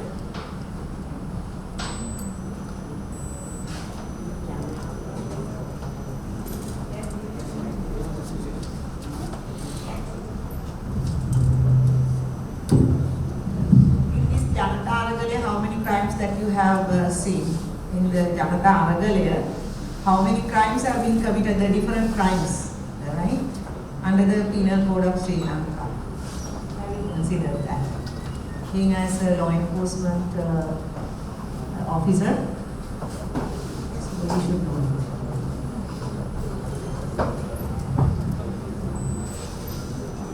Madam, actually, there were so many types of crimes happened during the Janata Aragalaya. Actually, one by one you say that is 1, 2, 3, 4 lines.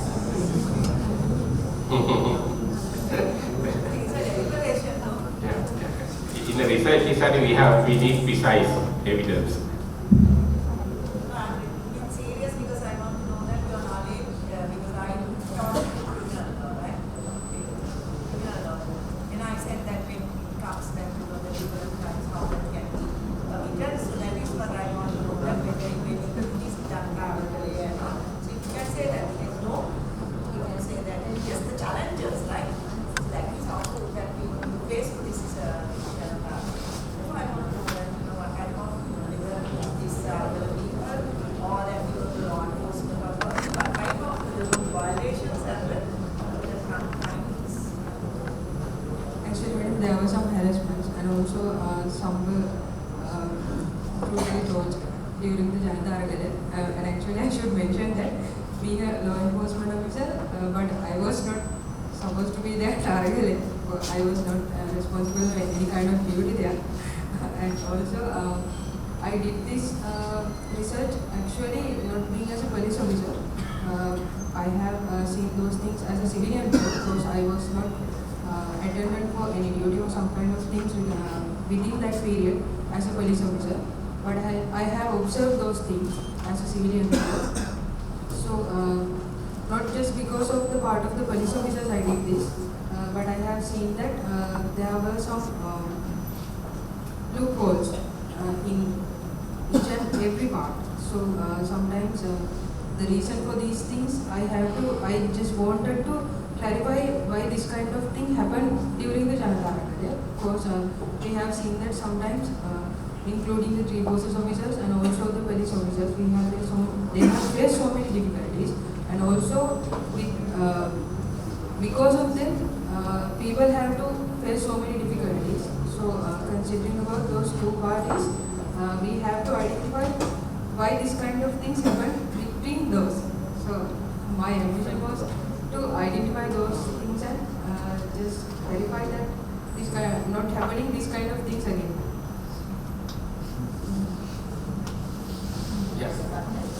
Yeah. No, the main thing that I observed in this paper referred to the challenges, but the challenges were not outlined. So what sort of the law enforcement officers are there to enforce the law, maintain the peace and order, and protect the people. So there must be challenges referring to the maintenance of peace and order, ensuring the protection of people, and even other related matters. So that if it is a research, then we have to concentrate on the keywords of the title. If it is challenges, what are the challenges? Thereafter, recommendation and all must be there. Recommendations were there, good recommendations, training and all sort of things were there. But the challenges were not mentioned. It was lacking. So it is something important that we have to take into account. Similar things had been there in some other papers, so we have to share the feedback of this forum. Okay. So one comment actually, so this might be taken as a suggestion. So perhaps you could look at the philosophical aspect of this Lanka. So I also identified the offenses happened during this Lanka. You could have provided much more so that the practical solutions of practices. Say for example, there are ways to be protected under social contract, like private property, and the fourth right is identified as right to repair when it comes to the violation of the social contract. That has happened.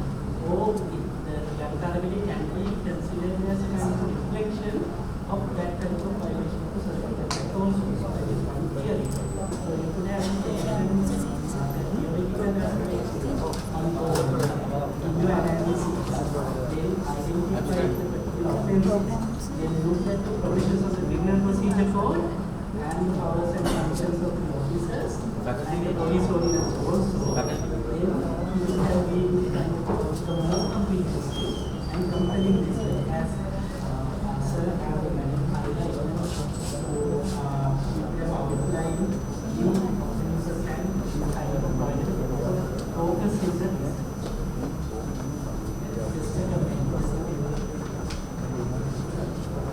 Yeah, okay.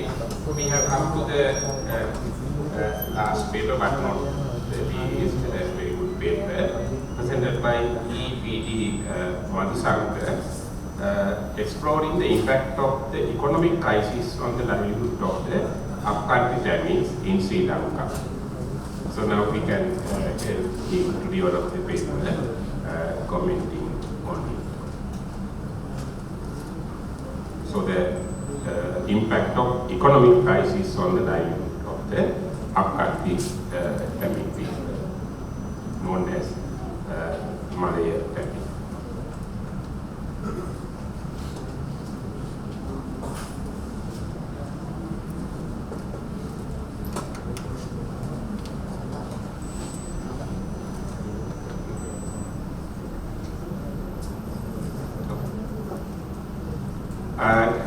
So the paper, actually, the researcher had made a good effort to conduct a research study.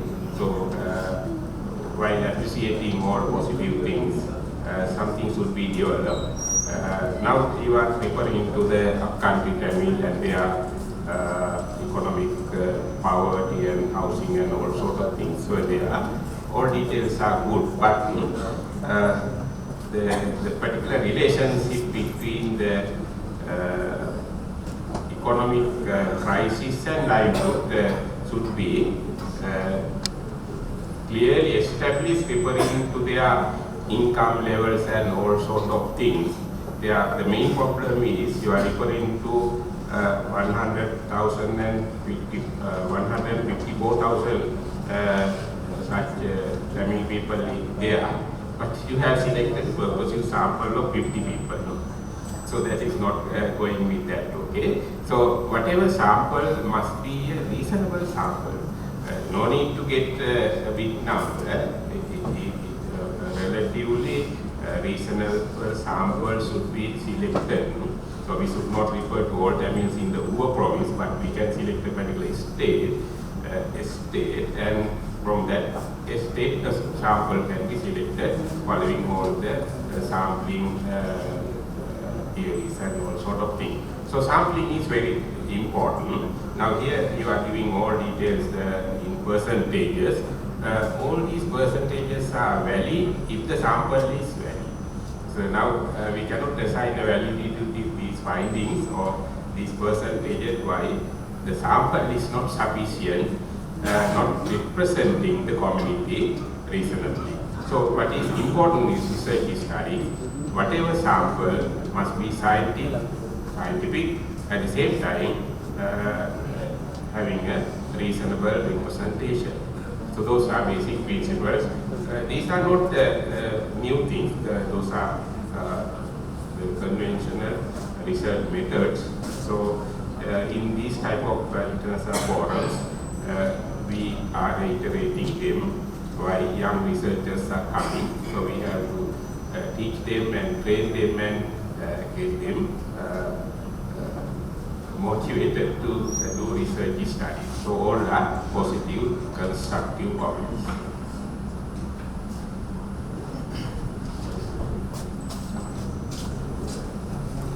Now we are going to conclude the session. No? Is it okay? Any paper that which were not addressed in this final session? Kage hari paper එකක් ආමන්ත්‍රණය දෙන්නේ නැත්නම් කියන්නේ. So we have to address all. We can go. Session can go.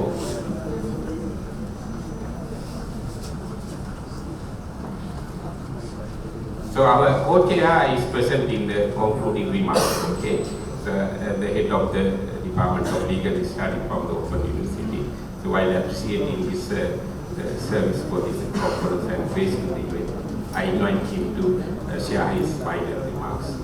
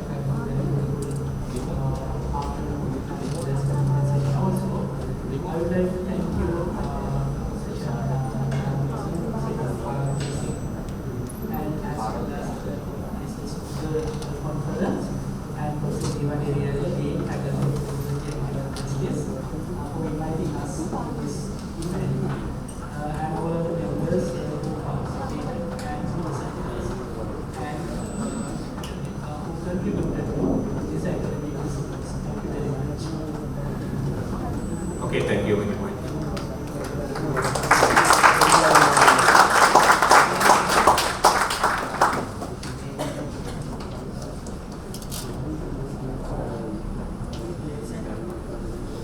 Ladies and gentlemen, on behalf of the Dean and members of the Faculty of Criminal Justice, it is my honor to welcome the Deputy Vice Chancellor, General Sir George Gokarella Defense University, Brigadier DCA Wickramasinghe, USP, USA CTSC, to special on this session of the 16th International Research Conference of Faculty of Criminal Justice.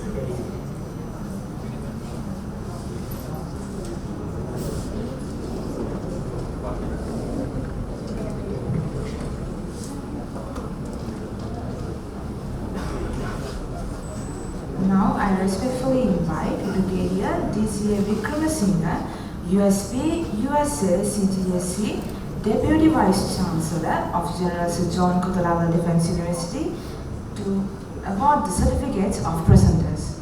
Please come forward and collect your certificates. Lieutenant Colonel, Retired TC Kathriarachchi.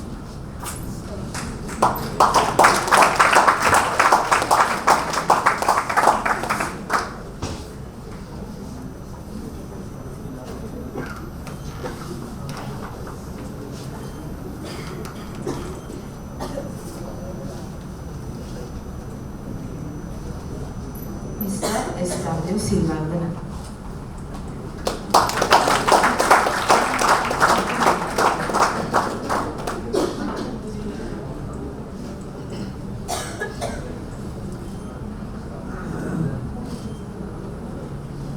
Deshabandhu Professor MADS JS Niryagar.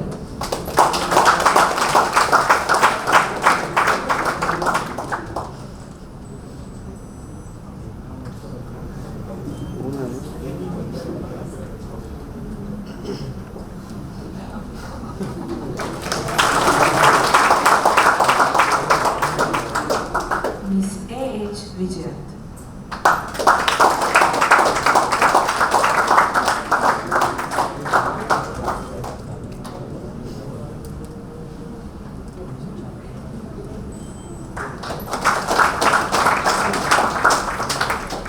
Mr. S. De Silva, D. Wickramasinghe, M. Fernando.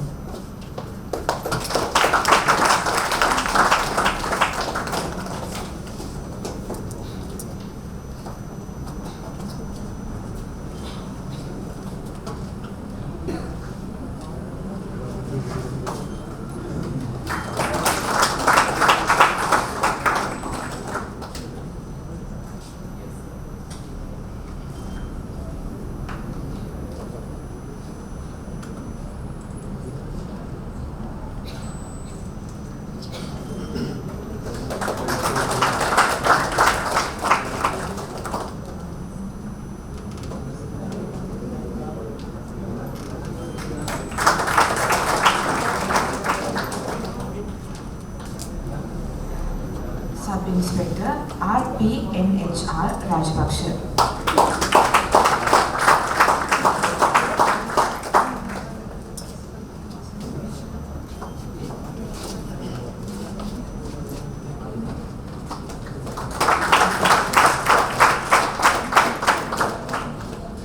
Sub-Inspector SMSS Samarthivakara.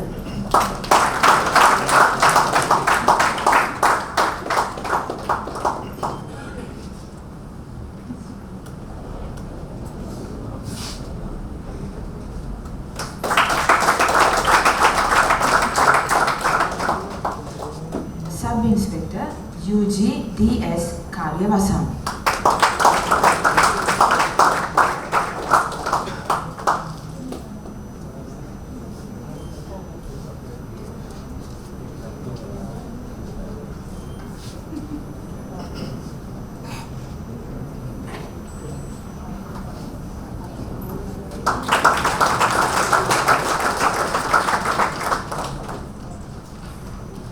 Sub-Inspector EPD Madhushankar.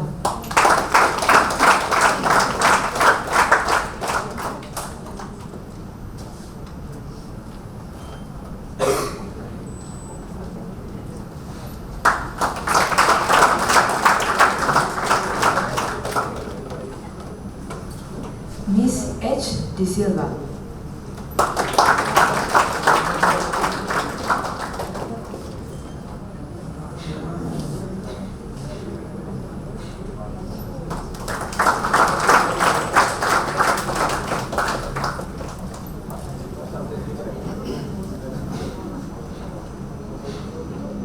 Best presenter of the 16th International Research Conference, Faculty of Criminal Justice 2023 goes to paper ID number 522, Finding Causes of Most Prominent Type of Sexual Gender-Based Violence, a study from Gokarella Police Area.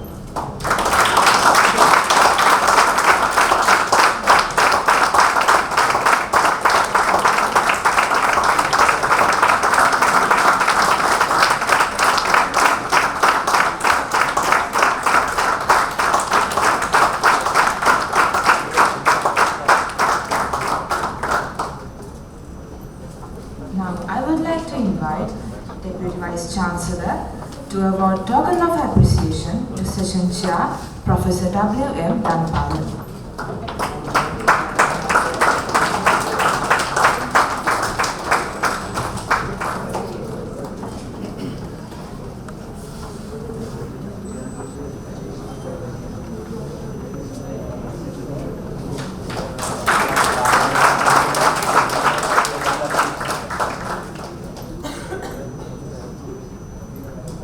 Also, I would like to invite Dr. Sanat Samira Wijayath, Head of the Department of Legal Studies, Open University of Sri Lanka, to collect the token of appreciation.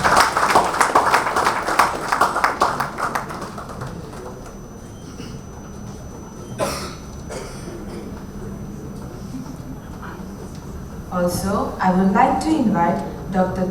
Sanat Samira Wijayath, Head of the Department of Legal Studies, Open University of Sri Lanka, to collect the token of appreciation.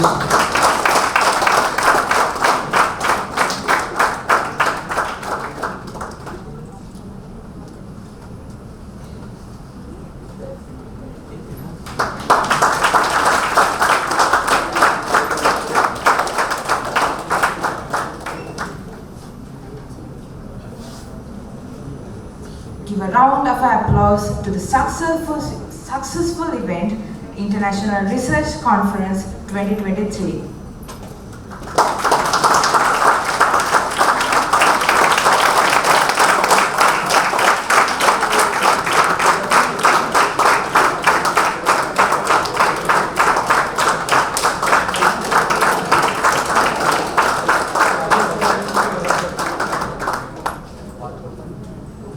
session concludes a remarkable, memorable and knowledgeable event, KDU International Research Conference 2023. We promise you all that in the next year, we will enter in this field with more innovative ideas to nourish your minds and expand your knowledge in criminal justice arena. On behalf of the Faculty of Criminal Justice, we promise you all that this may be the end of today's session, but undoubtedly, this is the new beginning.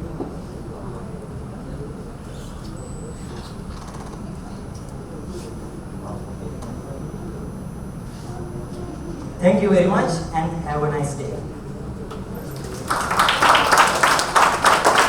And also, I would like to invite all our guests for tea at KDU of the mess.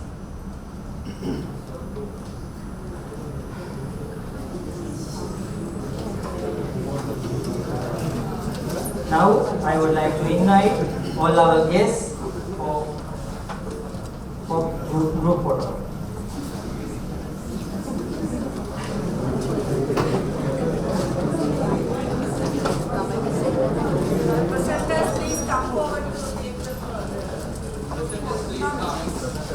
Presenters, please come forward and join with the group.